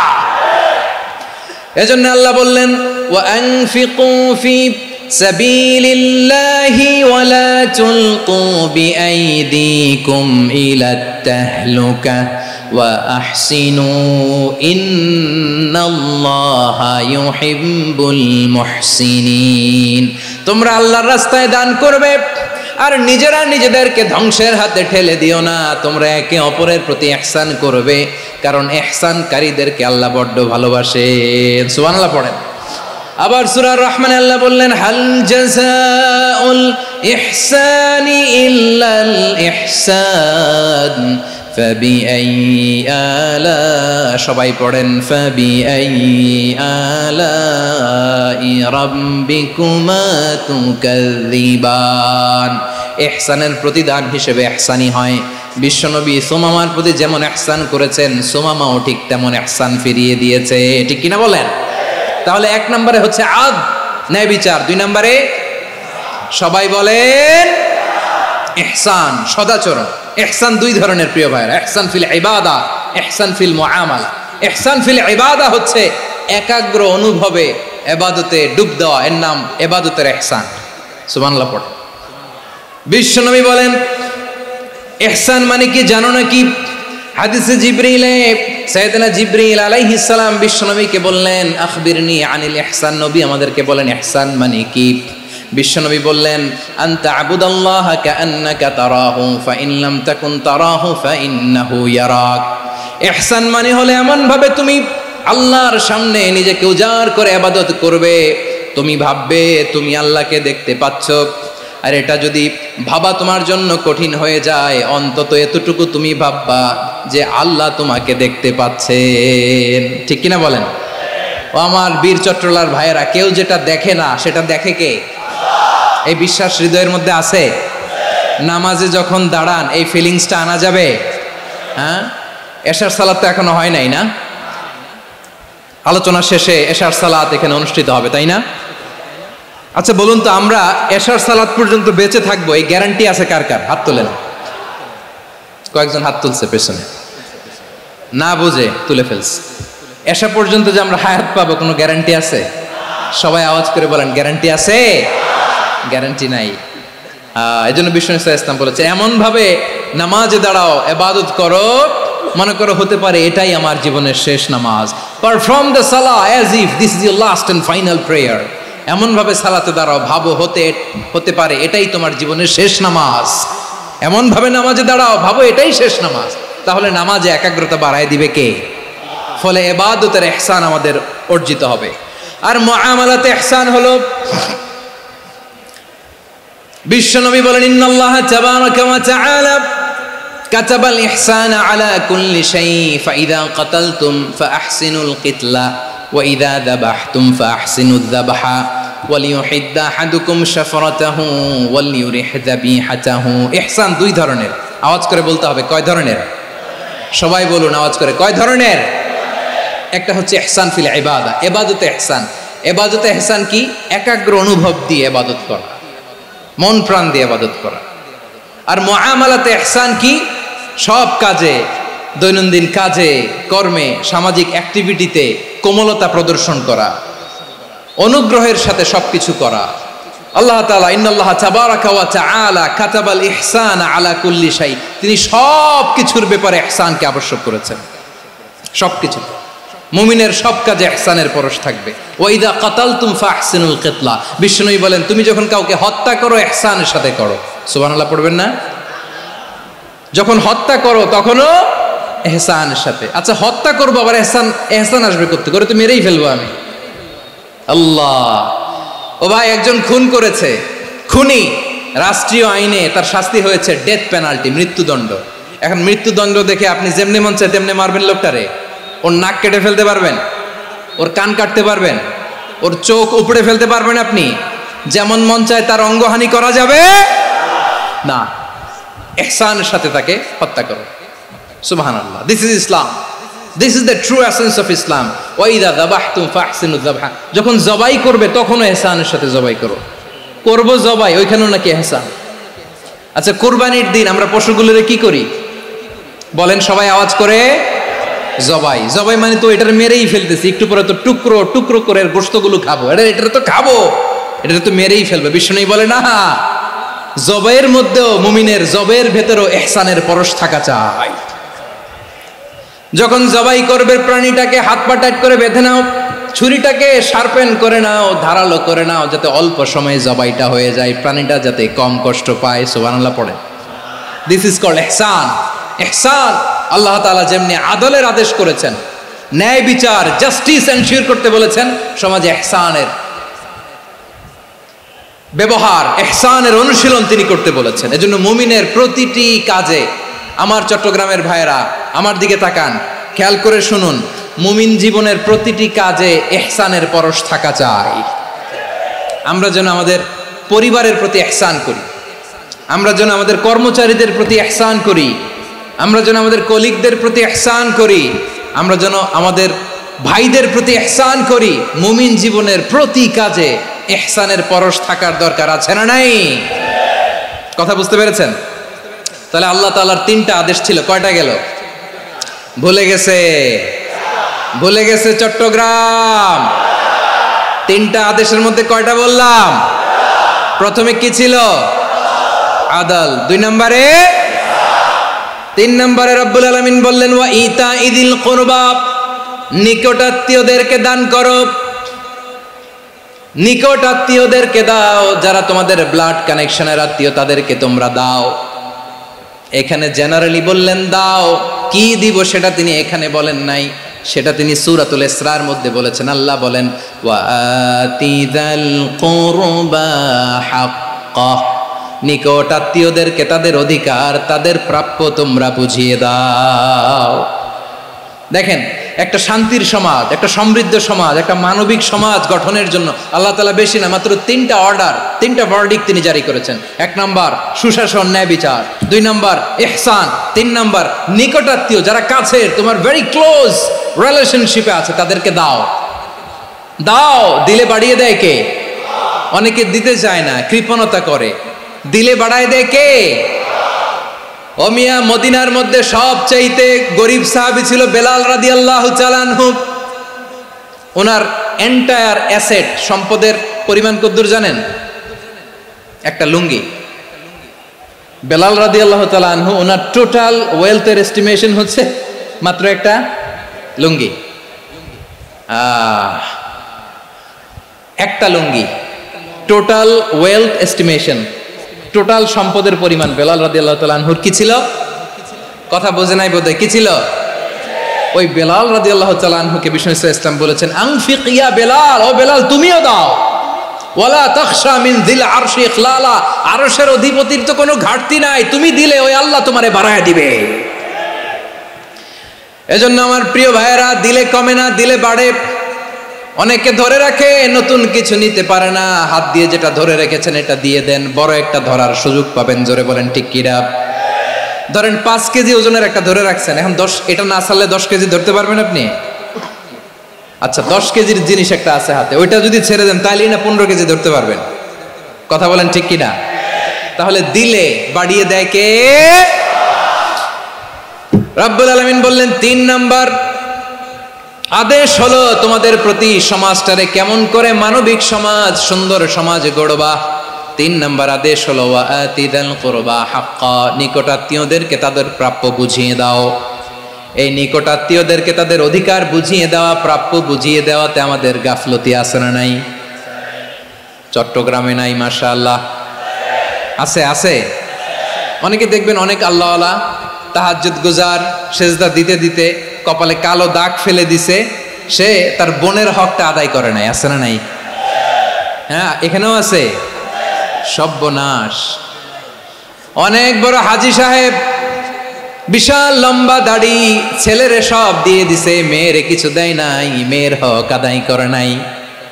আছে না নাই?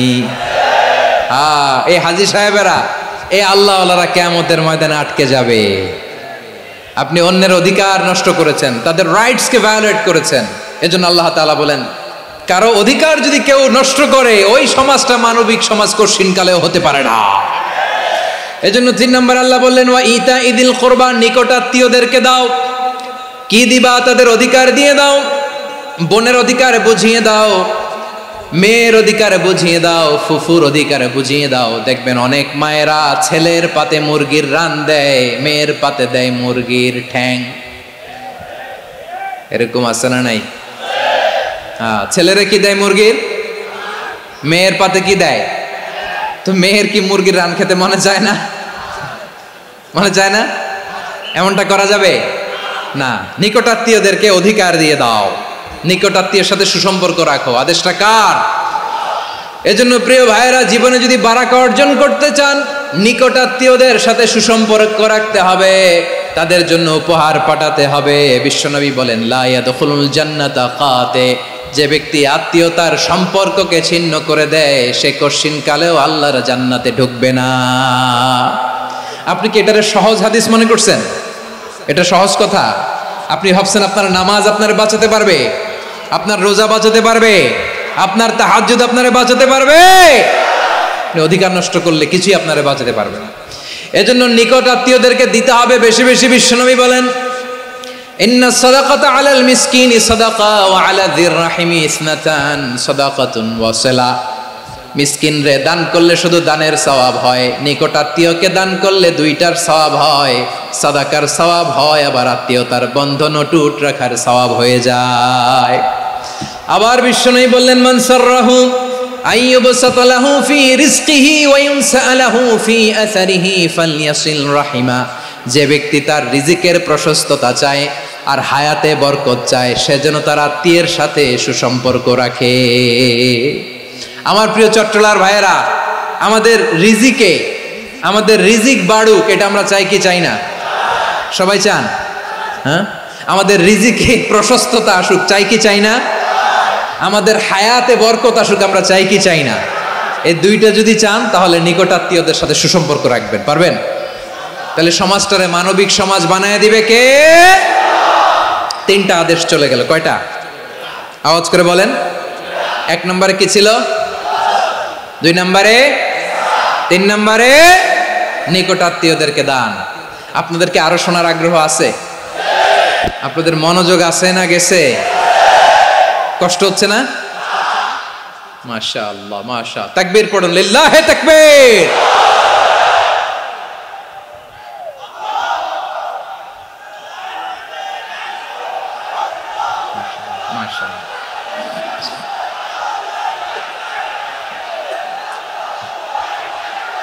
আমার প্রিয় ভাইয়েরা, আল্লাহ তাআলা তিনটা জিনিসের যেমনি আদেশ করেছেন অনুরূপভাবে তিনটা বিষয় তিনি বারণ করেছেন, নিষেধ করেছেন। ওগুলোর কাছেও যাওয়া যাবে। শুনবেন। রাব্বুল আলামিন বলেন ওয়ায়ানহা আনিল ফাহশাই ওয়াল মুনকারি ওয়াল বাগি। আমি যেমনি তিনটি বিষয়ে আদেশ করলাম অনুরূপভাবে তিনটি বিষয়ে বারণ করলাম, নিষেধ করলাম। আমার 1 নাম্বার নিষেধাজ্ঞা হলো অশ্লীলতার প্রতি। ফাহশা, ওয়ায়ানহা আনিল ফাহশা, আল্লাহ তাআলা অশ্লীলতাকে নিষেধ করেছেন। কোন জিনিসকে? সবাই বলুন, কোন জিনিসকে? যত ধরনের, যত টাইপের, যত ক্যাটাগরির অশ্লীলতা হতে পারে সব অশ্লীলতাকে হারাম করেছেন কে? ফাহশা মানে কি? কথায়, কাজে, আচরণে, কমেন্ট, ফেসবুকের কমেন্টসে যত ধরনের নোংরামো আছে, যত ধরনের অশ্লীলতা আছে, এটাকে আরবিতে বলে ফাহশা। এটাকে কি বলে? রাব্বুল আলামিন বলেন কুল ইন্নামা হারামা রাব্বিয়াল ফাওয়াহিশা মা যাহারা মিনহা ওয়া মা বাতান। ও নবী, আপনি বলে দেন আমার রব প্রকাশ্য অপ্রকাশ্য, স্পষ্ট কিংবা অস্পষ্ট, দৃশ্যমান কিংবা অদৃশ্যমান সব অশ্লীলতাকে হারাম করেছেন। সব ধরনের অশ্লীলতা হারাম, সব ধরনের। আল্লাহ তাআলা আমাদেরকে অশ্লীলতা থেকে বাঁচান, অশ্লীলতা থেকে তিনি আমাদেরকে হেফাজত করুক। পড়েন আমিন। এবার বলেন, আমাদের সমাজে অশ্লীলতা আছে না নাই? চট্টগ্রামে নাই? আমি কই নাই, ওনারা বলে আছে। দেখছেন, আমি সামহাও বাঁচায় দেওয়ার ট্রাই করতেছি, ওনারা বলে আছে। অশ্লীলতা নানা ভাবে, নানা নামে, নানা মোড়কে আমাদের সমাজে আছে না নাই? সংস্কৃতির নামে, ফ্যাশনের নামে, বিনোদনের নামে, উপন্যাসের নামে, কনসার্টের নামে অশ্লীলতা আছে না নাই? আপনি দেখেছেন কনসার্টগুলোর অবস্থা? এই যে আতিফ আসলাম যে আসছে আমাদের দেশে, তারপর কে আসছে, আমাদের তরুণ তরুণীরা, আমাদের যুবক যুবতীরা, আমাদের জেনজিরা, কি অবস্থা ওইখানে? হ্যাঁ, কি অবস্থা? কে বাঁচাবে ওদের? কে রক্ষা করবে ওদের ইমানের, ওদের চরিত্রের হেফাজতের গ্যারান্টি কে দিবে? কনসার্টের নামে অশ্লীলতা আছে না নাই? ছেলে মেয়ে একে অপরকে জড়ায় ধরতেছে, একে অপরকে চুমো খাচ্ছে প্রকাশ্যে, দিবালোকে, গণমানুষের সামনে। আল্লাহ তাআলা এই অশ্লীলতা থেকে আমাদেরকে বেঁচে থাকতে বলেছেন, বেঁচে থাকতে বলেছেন। রূপালী জগতের নামে অশ্লীলতা আছে না নাই? এই টার্মটা আপনারা জানেন না? রূপালী জগৎ কি জগৎ? আসলে কি রূপালী জগৎ না অন্ধকার জগৎ? আমার বোনেরা, আপনাদেরকে যে কি বলে তারা বুঝায়, রূপালী জগৎ শুনেই আপনি ভরকে যাবেন না। রূপালী জগতে যে নারী যত বেশি উলঙ্গ সে নাকি তত বেশি সাহসী। জানেন, বলে এটা একটা সাহসী নারী, খুব সাহসী পদক্ষেপ তার। যত বেশি শরীর থেকে কাপড় নামাতে পারবে, যত বেশি বস্ত্রহীন হয়ে নিজেকে প্রেজেন্ট করতে পারবে, সে নাকি তত বেশি সাহসী। আমার চট্টলার ভাইয়েরা, শয়তানের প্রথমে এজেন্ডা ছিল বনি আদমকে বস্ত্রহীন করা। সে আদম এবং হাওয়া আলাইহিস সালামকে নিষিদ্ধ গাছের ফল খাইয়ে তাদেরকে বস্ত্রহীন করেছে। এই জামিনেও সে আমাদেরকে বস্ত্রহীন করতে চাইবে। এই রূপালী জগতের নামে তারা এটা করে। আমার প্রিয় বোনেরা, আপনি জানেন না আপনার দাম কত। ওরা আপনাদেরকে বিজ্ঞাপনের সস্তা পণ্য বানাতে চায়। ওরা আপনাদেরকে ওদের ভোগের লিপসার টুলস বানাতে চায়। ওরা আপনাদেরকে দিয়ে ওদের খায়েশ পূরণ করতে চায়। এটা আপনাদের জন্য মোটেও ডিগনিটি নয়, এটা আপনাদের জন্য সম্মান নয়।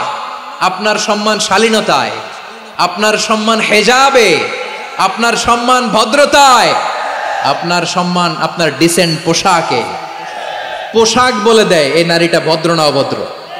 পোশাক বলে দেয় এই মেয়েটা কোন ঘরের মেয়ে। আওয়াজ করে বলেন ঠিক কিনা? আপনি জানেন না, আপনারা সস্তা পণ্য বানায়, ভোগের পণ্য, বিলবোর্ডে আপনাকে উলঙ্গ করে উপস্থাপন করে। এই অশ্লীলতার সাথে ইসলামের কোনো সম্পর্ক। এজন্য আল্লাহ বলেন, আমি অশ্লীলতাকে হারাম করেছি। অশ্লীলতাকে হারাম করার প্রথম কারণ হলো এর মাধ্যমে মানবতাকে অপমানিত করা হয়। কারণ মানুষের সম্মান মানুষের পোশাকে। মানুষ যখন পোশাকহীন হয়ে যায়, বস্ত্রহীন হয়ে যায়, তার সম্মান কমে যায়। ঠিক কিনা? অশ্লীলতাকে হারাম করার প্রথম কারণ হচ্ছে মানুষ মানুষকে অপমান করে। একটা নারী, সে তো সম্মানিত। নারী যে কত সম্মানিত, নারীরা এটা বুঝেই নাই। বিশ্বনবী বলেন, আর দুনিয়া কুল্লুহা মাতা ওয়া খায়রু মাতা'আদ দুনিয়া আল মারআতুস সালিহা। আমার বোনেরা, 5টা প্যান্ডেলে আপনারা এলইডিতে আমার আলোচনা শুনছেন, আমি জানি। আপনাদের এই গর্ভ যে কত দামি আপনি জানেন না। আপনার পেট থেকেই আসবে আগামী দিনের সালাহুদ্দিন আল আইয়ুবী। আপনার পেট থেকেই আসবে অনাগত দিনের ইমাম মাহদী আল মুনতাযর। আপনার পেট থেকেই আসবে অনাগত দিনের ফয়সাল, ওয়াসিম, মুগ্ধ, আবু সাইদের মতো বীর যোদ্ধা।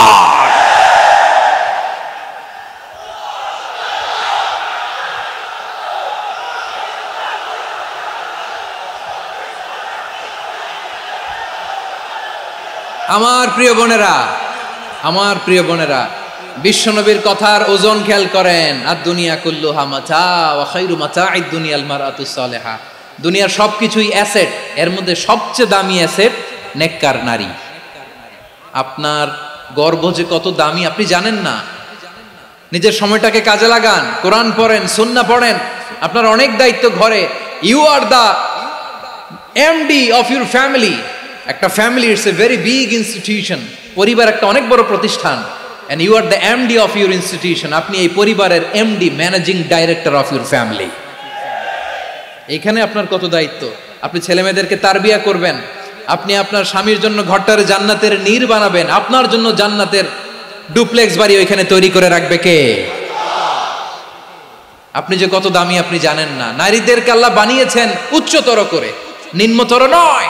নারীদেরকে ছোট্ট জিনিস দিলে এটারে বড় করে দেয়। নারীদেরকে ভ্রূণ দিলে, শুক্রাণু দিলে নারী এটারে বাচ্চা হিসেবে উপহার দেয়। ঠিক কিনা? বিয়ের মাধ্যমে স্বামী যখন তার শুক্রাণু তার স্ত্রীকে উপহার দেয়, স্ত্রী রিটার্নে কি উপহার দেয়? ফুল ফর্ম বেবি, মানব সন্তান।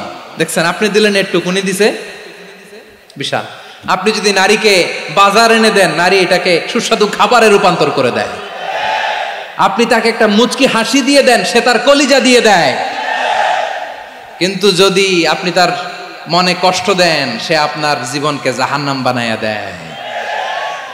খবর আছে, নারীর মন বুঝতে পারলে নেয়ামত, বুঝতে না পারলে কিয়ামত।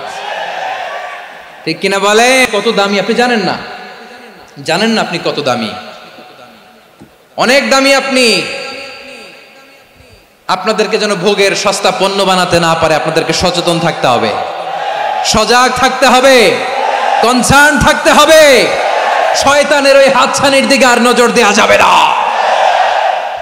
তাহলে কেন আল্লাহ তাআলা এই ফাহশা অশ্লীলতাকে হারাম করলেন? এক নাম্বার, এতে হিউম্যান ডিগনিটি কমে। দুই নাম্বার, এতে মানুষের অধিকার নষ্ট হয়। আপনি বিয়ে করেছেন, এরে পরকিয়া করেন, ওর সাথে এরকম আছে না নাই? স্ত্রীর অধিকার নষ্ট করেছেন। আপনি বিবাহ সম্পর্কে আবদ্ধ হয়েছেন তার সাথে, আপনি পরকিয়া করেন ওই ছেলের সাথে, আপনি আপনার হাজবেন্ডের সাথে বিট্রে করেছেন। এজন্য আল্লাহ অশ্লীলতাকে হারাম করেছেন। অশ্লীলতাকে হারাম করার আরেকটা কারণ হচ্ছে আল্লাহ তাআলা এই হিউম্যান জেনারেশনকে এটাকে প্রিজার্ভ করতে চায়। হিফজুন নাসল, এটা মাকাসিদুশ শরিয়ার অনেক গুরুত্বপূর্ণ একটা মাকাসিদ, অনেক গুরুত্বপূর্ণ। আপনার নাসল, আপনার জেনারেশনকে সংরক্ষণ করা। এই যে আসতেছে ফেব্রুয়ারি, কত ফেব্রুয়ারি জানো? এটা কি বিশ্ব ভালোবাসা দিবস? হ্যাঁ, কি দিবস? এই বিশ্ব ভালোবাসা দিবসের সাথে মুসলমানদের কোনো সম্পর্ক নাই। আমার প্রিয় ভাইরা, এই যে আপনি অবৈধ সম্পর্কে জড়ালেন, কেন আল্লাহ অশ্লীলতাকে হারাম করেছে দেখেন। বলতেছিলাম যে এটা আপনার নাসল, আপনার জেনারেশন, আপনার লিনিয়েজ, আপনার বংশকে প্রিজার্ভ করা। কে কার বাবা, কে কার মা, বাবা মা জানা, প্রজন্মকে প্রিজার্ভ করা, এটা ইসলাম ওয়াজিব করে দিয়েছে। এই যে অবৈধ সম্পর্কের কারণে, বিশ্ব বেহায়া দিবসের কারণে, এগুলোর আউটকাম, আউটপুট হিসেবে মাঝে মাঝে ঢাকা মেডিকেলের ডাস্টবিনে নবজাতকের বাচ্চার কান্নার আওয়াজ শুনতে পাওয়া যায়। চট্টগ্রাম মেডিকেলের ডাস্টবিনে নবজাতকের কান্না শুনতে পাওয়া যায়। বীর চট্টলার মুসলমানেরা বুঝতে পারলে আওয়াজ করে বলেন, এই যে চট্টগ্রাম মেডিকেলে যে নবজাতকটা পাওয়া গেল, ওর বাবাকে আমাকে বলেন, ওর বাবাকে, ওর মাকে, ও কোন ফ্যামিলির সন্তান কেউ জানে? আপনি হিউম্যান ডিগনিটিকে অপমান করেছেন না? আপনি তার ভবিষ্যৎকে অন্ধকার করেছেন না? আপনি তার লিনিয়েজকে প্রশ্নবিদ্ধ করে দিয়েছেন না? এই জন্য আল্লাহ তাআলা অশ্লীলতাকে আমাদের জন্য হারাম করে দিয়েছেন। পড়েন সুবহানাল্লাহ। এই জন্য রাব্বুল আলামিন বলেন, কুল ইন্নামা হারামা রাব্বিয়াল ফাওয়াহিশা মা যাহারা মিনহা ওয়া মা বাতান। প্রকাশ্য অপ্রকাশ্য সব অশ্লীলতাকে হারাম ঘোষণা করে দিয়েছে কে? আবার দুনিয়ার বুকে যারা অশ্লীলতার প্রসার করে তাদের জন্য শাস্তি মজুদ রেখেছে কে? রাব্বুল আলামিন বলেন, ইন্নাল্লাযীনা ইউহিব্বুনা আন তাশিআল ফাহিশাতু ফিল্লাযীনা আমানু লাহুম আযাবুন আলীমুন ফিদ দুনিয়া ওয়াল আখিরাতি ওয়াল্লাহু ইয়ালামু ওয়া আনতুম লা তা'লামুন। নিশ্চয়ই যারা বিশ্বাসীদের মাঝে অশ্লীলতার প্রচার প্রসার করতে চায় তাদের জন্য আমি মর্মন্তুদ শাস্তি প্রস্তুত করে রেখেছি, দুনিয়াতেও রেখেছি, আখিরাতেও রেখেছি। ঘোষণাটা কার? যারাই নাটকের নামে, সিনেমার নামে, রূপালী জগতের নামে, মুভির নামে, ওটিটি প্ল্যাটফর্মের নামে আমার সমাজে অশ্লীলতা ছড়াতে চায় তাদের জন্য কঠিন মর্মন্তুদ শাস্তি মজুদ রেখে দিয়েছে কে? ও আমার বোনেরা, এখনো আপনি জাগবেন না? এখনো আপনার চিন্তার দুয়ারে এখনো নাড়া পড়ে নাই? ওরা আপনাকে উলঙ্গ বানাতে চায়, ওরা আপনাকে আইটেম গার্ল বানাতে চায়। এজন্য ইসলাম অশ্লীলতাকে হারাম করেছে। হারাম। ইসলাম বলেছে যোজন যোজন দূরে থাকো, ওরা বলে না কাছে আসো, কাছে আসার গল্প, ক্লোজ আপ ওয়ান, কাছে আসার গল্প আছে না নাই? চট্টগ্রামে তো এগুলো নাই মাশাআল্লাহ। হ্যাঁ, এখানেও আছে ক্লোজ আপ ওয়ান, কাছে আসার গল্প। আল্লাহ বলেন ওয়ালা তাকরাবুজ জিনা, কাছেও এসো না, জিনা থেকে যোজন যোজন কিলো দূরে থাকো, ওরা বলে কাছে আসার গল্প। আমার বীর চট্টলার ভাইয়েরা, কাছে আসতে হলে আমরা কোরআনের কাছে আসব, কাছে আসতে হলে নবীর কাছে আসব, কাছে আসার গল্প হবে আমার রবের কাছে আসার গল্প। চিল্লায় বলো ঠিক কি না?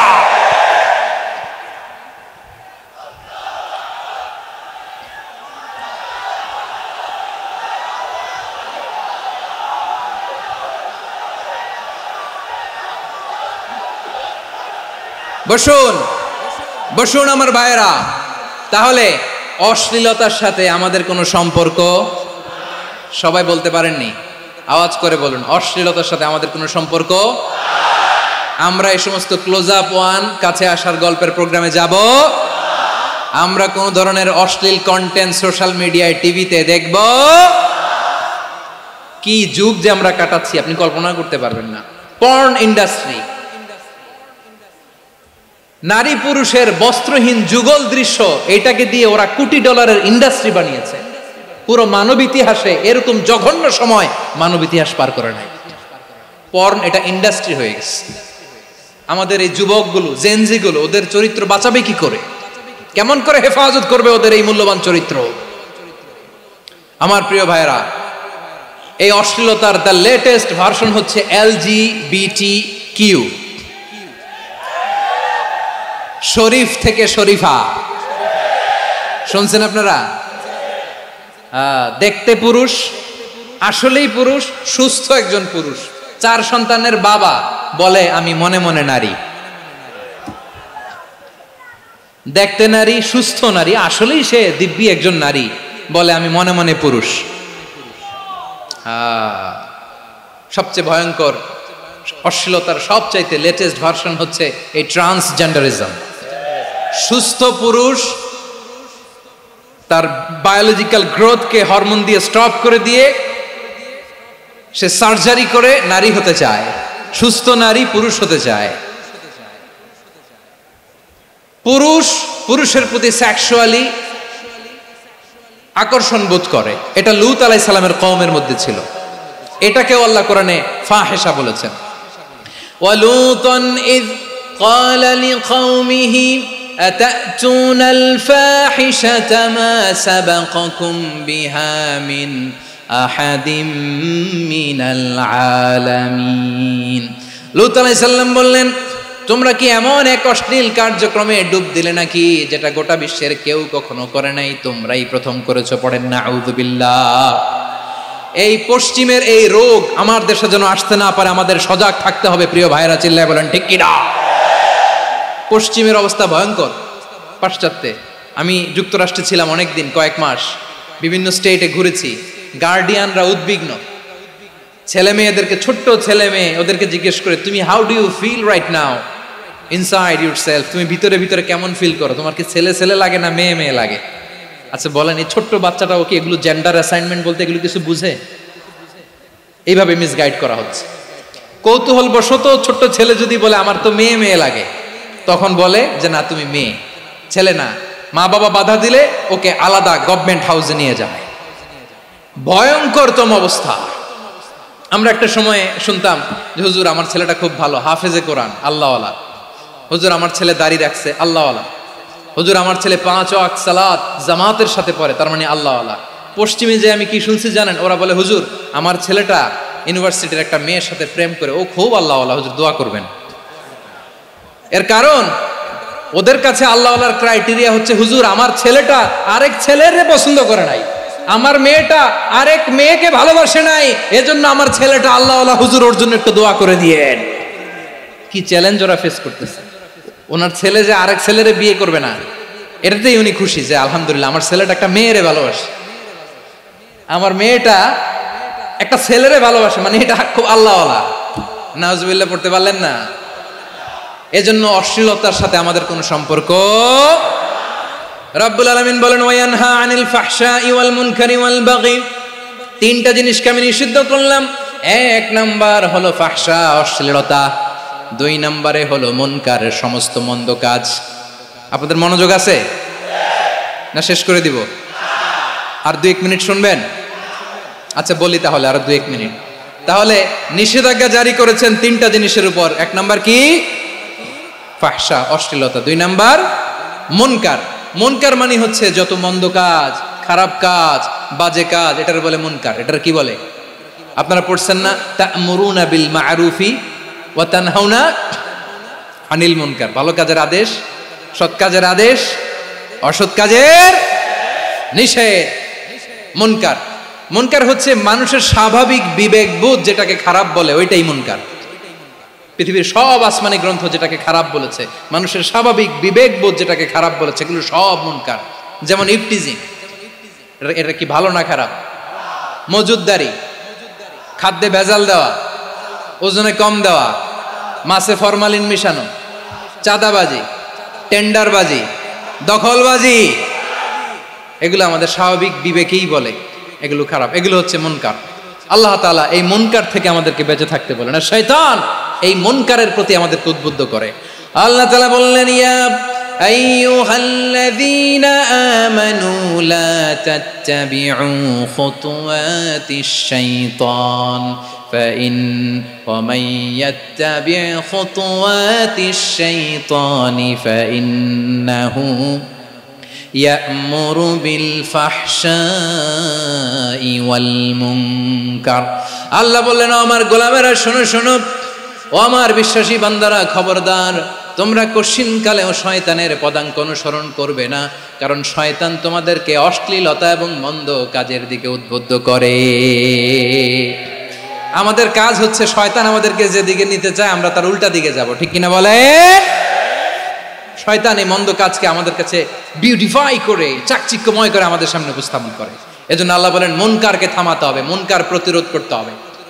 মুনকার প্রতিরোধের দায়িত্ব শুধু আমাদের নাকি?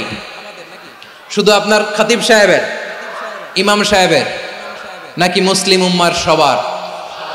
আওয়াজ করে বলুন, মুনকার অসৎ কাজ প্রতিরোধের দায়িত্ব কার?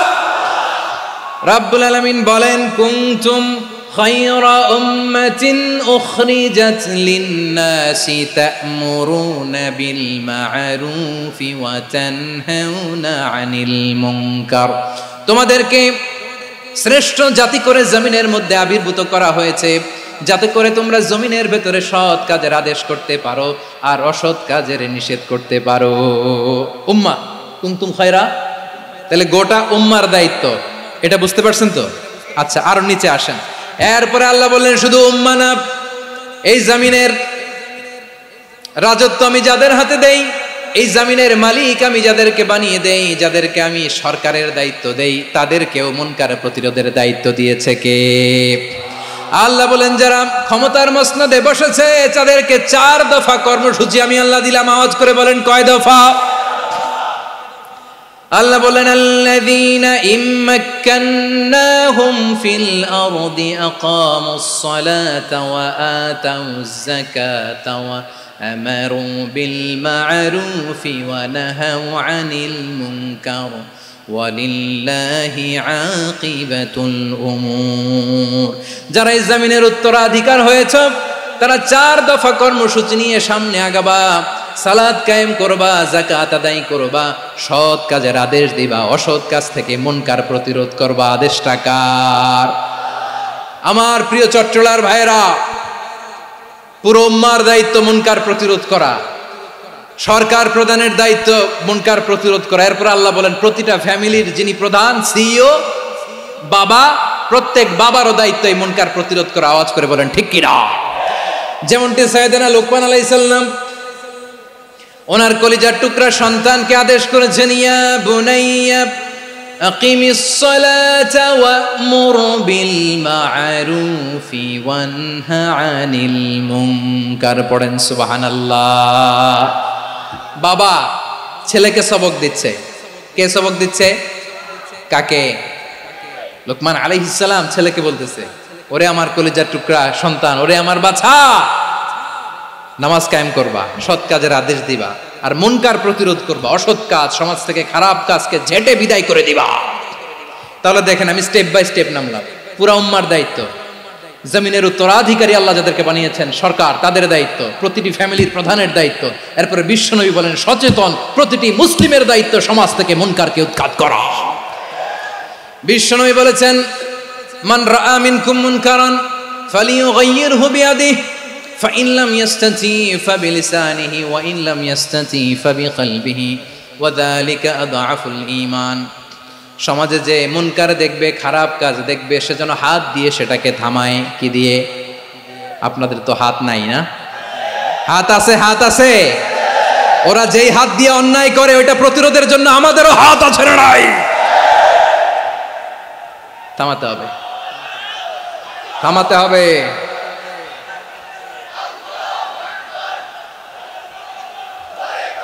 বসুন আমার প্রিয় ভাইয়েরা, ওরা ওদের যেই হাত দিয়ে টেন্ডারবাজি করে, চাঁদাবাজি করে, ইফটিজিং করে, দখলবাজি করে, যেই হাত দিয়ে, ওই মুনকার থামায় দেওয়ার জন্য আল্লাহর দিয়ে আমাদেরও দুটি হাত আছে না নাই?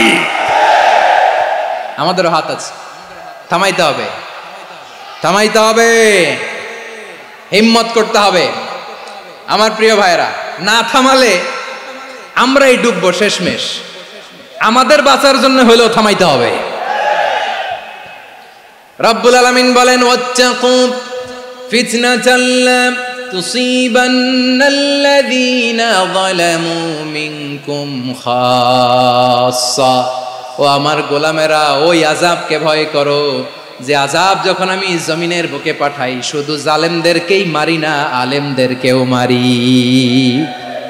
আযাব যখন আসে তখন শুধু জালিমই মরে না, আলেমও মরে। জানেন, মুসা আলাইহিস সালামের পায়ে একবার একটা লাল পোকা কামড় দিয়েছে, লাল পিঁপড়া। লাল পিঁপড়া কামড় দিলে খুব আরাম লাগে না?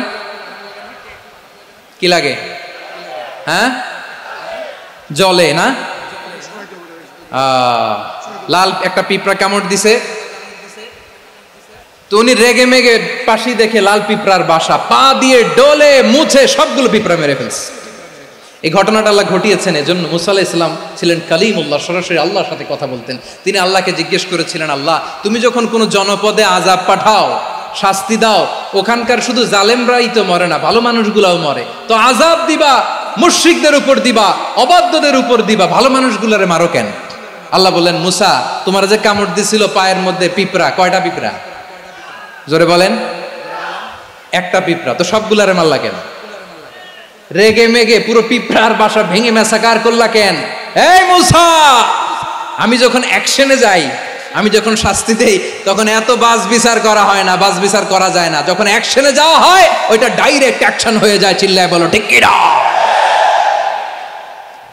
এজন্য আমাদের বাঁচার জন্য হলেও এই পাপ থামাতে হবে, এই শয়তানের অট্টহাসি থামাতে হবে, অন্যায় অপরাধ সমাজ থেকে আমাদের থামাতে হবে। কারণ আযাব আসলে ওরাও মরবে, আমরাও মরব। একটা জাহাজ 2 তলা, আপনি আছেন 2য় তলায়, শুনতেছেন? শুনতেছেন? জাহাজ কয় তলা? আপনি কোন তলায়? 2য় তলায়। নিচের তলার কিছু লোক জাহাজের তলা ছিদ্র করতে আরম্ভ করছে। কি ছিদ্র করতেছে? আচ্ছা, জাহাজের তলা ছিদ্র করলে তলা দিয়ে কি ঢুকে? এখন আপনি যদি বলেন আমার কি, আমি তো 2 তলায়, আমার কি, আমি তো সেফ, আমি ইন দ্য সেফ জোন, আমি তো ভালো আছি, আমি তো ভালো আছি, ওরা ছিদ্র করে ওরা মরবে। আসলে কি শুধু ওরা মরবে, নাকি তলা ফুটো হলে ভিতরে পানি ঢুকলে আপনারও সলিল সমাধি হবে? তলা দিয়ে যখন পানি ঢুকবে, জাহাজ ঢুকলে আপনিও মরবেন। এজন্য নিজে মরার আগে ওই পাগলগুলোর নিচতলায় যে থামাতে হবে। চিল্লায় বলেন ঠিক কি না? এজন্য আল্লাহ বললেন, মুনকার প্রতিরোধের দায়িত্ব সমাজের টপ টু বটম সবার। পুরো আম্মার দায়িত্ব, সরকার প্রধানের দায়িত্ব, প্রতিটি ফ্যামিলির প্রধান বাবার দায়িত্ব, বিশ্বনবী বললেন প্রতিটি সচেতন মুসলিমের দায়িত্ব। এজন্য মুনকার প্রতিরোধ করার দরকার আছে না নাই? সমাজে এই যে ইফটিজিং হয়, আপনার বোনের বয়সী একটা মেয়েকে কিছু বকাটে টিটকারি করে, এই বলে সেই বলে, নোংরা কথা বলে, রাস্তায় দেখেও আপনি পাশ দিয়ে না দেখার মতো চলে যান কেন? আপনি দাঁড়ান না কেন? আপনি দাঁড়ালেই তো থেমে যাবে, কারণ সত্যের যে শক্তি তার সামনে মিথ্যা মুখ থুবড়ে পড়ে। আপনার সামনে ও কিছুই না, নাথিং। আপনি দাঁড়ান, ওকে প্রশ্ন করেন যে আমার বোনকে তুমি ডিস্টার্ব করো কেন? আপনাকে দেখে আরো 5 জন দাঁড়াবে, 5 জনকে দেখে আরো 10 জন দাঁড়াবে। আমাদের নীরবতা আর আমাদের নিশ্চুপ থাকাই জালিমদেরকে আরো শক্তিশালী জালিম বানিয়েছে। এজন্য মুনকার প্রতিরোধের দায়িত্ব আমাদের সবার। টেন্ডারবাজি, চাঁদাবাজি, দুর্নীতি, অপরাধ, দখলদারিত্ব, মজুদদারি, এগুলো সব কিছু একসাথে প্রতিরোধ করতে হবে। ঠিক কিনা বলেন? একটা মানবিক সমাজ যদি চাই, প্রতিরোধ করতে হবে। প্রিয় ভাইয়েরা, আল্লাহর শপথ নিয়ে বলি, এই নাসিহাতগুলো সবার জন্য, সব দলের জন্য, সব মতের মানুষের জন্য। আমরা কোনো দলের প্রতি মানুষকে ডাকি না, আমরা ডাকি ইসলামের দিকে। সব দলের, সব মতের, সব মানুষদেরকে আমরা আহ্বান জানাই, আসুন আমরা একটা সুন্দর সমাজ বিনির্মাণ করি। এই যে নতুন বাংলাদেশের এক সুযোগ এসেছে, আর জীবনে হয়তো আসবে না, সামনের 100 বছর এই সময় আসবে না। আসুন দেশটাকে আমরা সাজাই, আসুন আমরা দুর্নীতি বন্ধ করি, আসুন আমরা চাঁদাবাজি বন্ধ করি, আসুন আমরা দখলদারিত্ব বন্ধ করি, আসুন আমরা এক দল আরেক দলকে নিশ্চিহ্ন করার যে রাজনীতি, এটা বন্ধ করি। সব দলের প্রতি আমার আহ্বান। আমি কিছুদিন আগে একটা নিউজ দেখলাম, ওই যে লন্ডনে বসে জনাব তারেক রহমান সাহেবকে আমি ধন্যবাদ দিতে চাই। উনি সংবাদ শোনা মাত্রই ওনার দলের অনেক চাঁদাবাজকে উনি বহিষ্কার করেছে। I do appreciate. প্রতিটি দলের এরকম ইনিশিয়েটিভ নেওয়ার দরকার আছে না নাই? যে কোনো দলে এই প্র্যাকটিসটা থাকার দরকার আছে না নাই? চাঁদাবাজদের সাথে আপনারা নিজেদেরকে মুক্ত ঘোষণা করবেন যে এরা আমার দলের কর্মী হতে পারে না। আমরা চাঁদাবাজ মুক্ত বাংলাদেশ চাই, জুলুম মুক্ত বাংলাদেশ চাই, ফ্যাসিজম মুক্ত বাংলাদেশ চাই, গুণ খুন খারাপি মুক্ত বাংলাদেশ চাই। আমরা নতুন ভোরের বাংলাদেশ চাই। ওই বাংলাদেশ পাওয়ার জন্য মুনকার প্রতিরোধে, অন্যায় প্রতিরোধে যদি বাঘের বাচ্চার মতো, আবু সাইদের মতো 2 হাত উঁচু করে বুককে টান টান করে প্রসারিত করে দাঁড়াতে হয়, রাজি আছো মুসলমান? কারা কারা রাজি? আল্লাহকে হাত দেখিয়ে প্রতিজ্ঞা করো।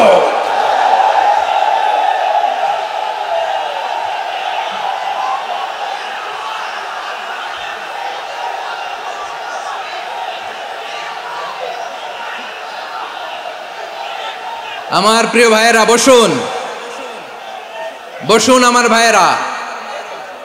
রাব্বুল আলামিন বলেন, ওয়ায়ানহা আনিল ফাহশাই ওয়াল মুনকারি ওয়াল বাগি ইয়াইদুকুম লাআল্লাকুম তাযাক্কারুন। বসুন।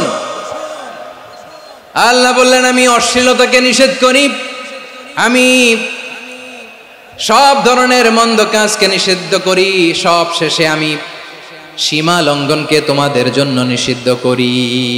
আলোচনা মনে আছে তো? না ভুলে গেছেন? নিষিদ্ধ করেছেন কয়টা জিনিস? 1 নম্বরে অশ্লীলতা, 2 নম্বরে মুনকার তথা সব মন্দ কাজ, 3 নম্বরে আল বাগি, সীমা লঙ্ঘন, ক্রসিং দ্য লিমিট। সীমা লঙ্ঘন করা ভালো না। We all should know our limits. চিল্লায় বলেন ঠিক কিনা? একই আয়াতে আল্লাহ বললেন, কুল ইন্নামা হাররামা রাব্বিয়াল ফাওয়াহিশা মা যাহারা মিনহা ওয়া মা বাতানা ওয়াল ইসমা ওয়াল বাগিয়া বিগাইরিল হক। অন্যায় ভাবে যে অবাধ্য হয়, যে সীমা লঙ্ঘন করে, তাদেরকেও আমি এটা হারাম করে দিলাম। সীমা লঙ্ঘন করা হারাম, সীমা লঙ্ঘন করা হারাম। আল্লাহ বারবার আমাদেরকে ওয়ার্নিং দেয়। যখন আমরা থামি না তখন আল্লাহ ধরে, আর যখন ধরে তখন ছাড়ে না। ধরে না, ধরলে আল্লাহ। ফেরাউনকে কিন্তু হুট করে ধরে নাই, আপনারা জানেন 9 বার ওয়ার্নিং দিয়েছে। ফেরাউনকে আল্লাহ তাআলা ওয়ার্নিং দিয়েছিল কয়বার? বীর চট্টলার, বীর সেনানীরা আওয়াজ করে বলেন, ফেরাউনকে ধরার আগে ওয়ার্নিং দেওয়া হয়েছিল কয়টা? রাব্বুল আলামিন বলেন, ওয়ালাকাদ আতাইনা মূসা 9 আয়াতিন বাইয়িনাত। 9টা মুআজিজা দেখিয়েছি। 1 2 3 বারবার এইভাবে রিমাইন্ডার, ওইভাবে রিমাইন্ডার, এইভাবে নাসিহাত, ওইভাবে দাওয়া। ফাকুলা লাহু কাওলান লাইয়িনা, নরম করে বলো, সফট করে বলো, যত ওয়ে হতে পারে দাওয়া মেথডোলজি। মূসা আলাইহিস সালামের সব অ্যাপ্লাই শেষ। 10ম বারে যে আল্লাহ ধরছে, 10ম বারে যে ধরেছে। এজন্য আল্লাহ বলেন, আমি সীমা লঙ্ঘনকে পছন্দ করি না। কোরআনের অন্য আয়াতে বাগীকে বলা হয়েছে আল ইতিদা। সীমা লঙ্ঘন যারা করে তাদেরকে আল্লাহ বলেছেন মুতাদিন। ওয়াকাতিলু ফি সাবিলিল্লাহিল্লাযীনা ইউকাতিলুনাকুম ওয়া লা তা'তাদু ইন্নাল্লাহা লা ইউহিব্বুল মুতাদিন। আমি সীমা লঙ্ঘনকারীদেরকে কঠিনকালেও পছন্দ করি না। আমরা যেন সীমা লঙ্ঘন না করি। রাজি আছেন তো? যে কোনো ক্ষেত্রে ইবাদতে যেন সীমা লঙ্ঘন না করি। অনেকে আমরা ইবাদতে সীমা লঙ্ঘন করে ফেলি। বিশ্বনবী সাল্লাল্লাহু আলাইহি ওয়াসাল্লাম যেটা শিখিয়েছেন, এর বাইরে যে অতিরিক্ত বুজুর্গ হতে চায়, এরকম আছে না নাই? করা যাবে? না, কোনো ক্ষেত্রেই সীমা লঙ্ঘন করা যাবে, এমনকি যুদ্ধক্ষেত্রেও না। বিষ্ণু ইসলাম বলেন, খবরদার যুদ্ধক্ষেত্রেও সীমা লঙ্ঘন করো না। কি সুন্দর ইসলাম আমরা পেয়েছি। বিশ্বনবী বলেন, খবরদার যুদ্ধের ময়দানে কোনো নারীর গায়ে হাত তোলো না, কোনো শিশুর গায়ে হাত তোলো না, কোনো গবাদি পশু হত্যা করো না, কোনো শস্য ক্ষেত্র ধ্বংস করো না, ইবাদতরত অন্য ধর্মের কোনো সন্ন্যাসীর গায়ে হাত তোলো না। বলেন সুবহানাল্লাহ। তাহলে আমরা সীমা লঙ্ঘন করতে পারবো? প্রিয় ভাইরা, একটা সুখী, সমৃদ্ধ, শান্তির সমাজ, মানবিক সমাজ যদি আমরা গঠন করতে চাই, আমাদের আল্লাহর দেয়া কয়টা আদেশ মানতে হবে বলেন দেখি? সবাই বলেন কয়টা? আর বেঁচে থাকতে হবে কয়টা জিনিস থেকে? আওয়াজ করে বলেন কয়টা? আচ্ছা, আদেশ নাম্বার 1 কি ছিল বলেন? আল্লাহর আদেশ কি? 1 নাম্বার আদাল, ন্যায়পরায়ণতা। আমরা সুবিচার, সুশাসন, ন্যায় বিচার চাই কি চাই না? 2 নম্বরে কি ছিল? মাশাআল্লাহ, আওয়াজ করে বলেন 2 নম্বরে কি ছিল? ইহসান। আমরা যেন সবার প্রতি দয়া পরবশ হই, ইহসান করি। 3 নম্বরে কি ছিল? নিকটাত্মীয়দের দান করা, তাদের অধিকার প্রাপ্য বুঝিয়ে দেওয়া। পাশাপাশি 3টা জিনিস থেকে আল্লাহ বারণ করেছেন, নিষেধ করেছেন। তার প্রথমটা ফাহশা, অশ্লীলতা। অশ্লীলতার সাথে আমাদের কোনো সম্পর্ক। আজকের এই ঐতিহাসিক চট্টগ্রামের প্যারেড ময়দান থেকে আমরা যত ধরনের মা যাহারা মিনহা মা বাতান, প্রকাশ্য অপ্রকাশ্য, দৃশ্যমান অদৃশ্যমান, সব অশ্লীলতা থেকে নিজেদেরকে মুক্ত ঘোষণা করলাম। অশ্লীলতাকে আমরা না বলে দিলাম। আওয়াজ করে সবাই বলুন নো। অশ্লীলতার সাথে আমাদের কোনো সম্পর্ক। 2 নম্বর নিষেধাজ্ঞা কি ছিল? আল মুনকার, সমাজের যত মন্দ কাজ এগুলোকে আমরা প্রতিরোধ করব। রাজি আছেন তো সবাই? 3 নম্বরে আল বাগি, সীমালঙ্ঘন। কোন মুসলিম সীমালঙ্ঘন করে না, এমনকি যুদ্ধক্ষেত্রেও না। আওয়াজ করে বলেন ঠিক কিনা? রব্বুল আলামিন শেষে বললেন, ইয়াইদুকুম লাআল্লাকুম তাযাক্কারুন। আল্লাহ তোমাদেরকে উপদেশ দেন যাতে তোমরা শিক্ষা গ্রহণ করো। আমরা উপদেশ দিব, আমরা জোর করে কাউরে কিছু মানাতে চাই না। লা ইকরাহা ফিদ্দিন ওয়া যাক্কির ফাইন্না যিকরা তানফাউল মুমিনিন। উপদেশ দিলে এটা মুমিনদের কাজে দেয়।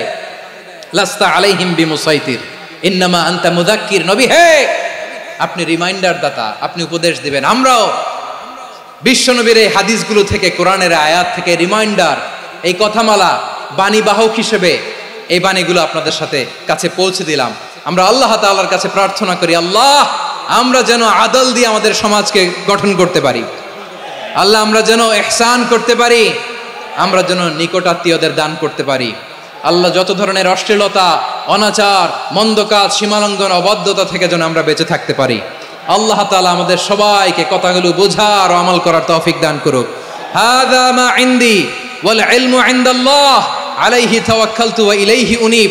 প্রিয় ভাইরা, আমি আপনাদের সবার জন্য দোয়া করি, আপনারাও আমার জন্য দোয়া রাখবেন। আমাদের পাশেই আছেন আমাদের সকলের শ্রদ্ধাভাজন আমাদের মুরব্বী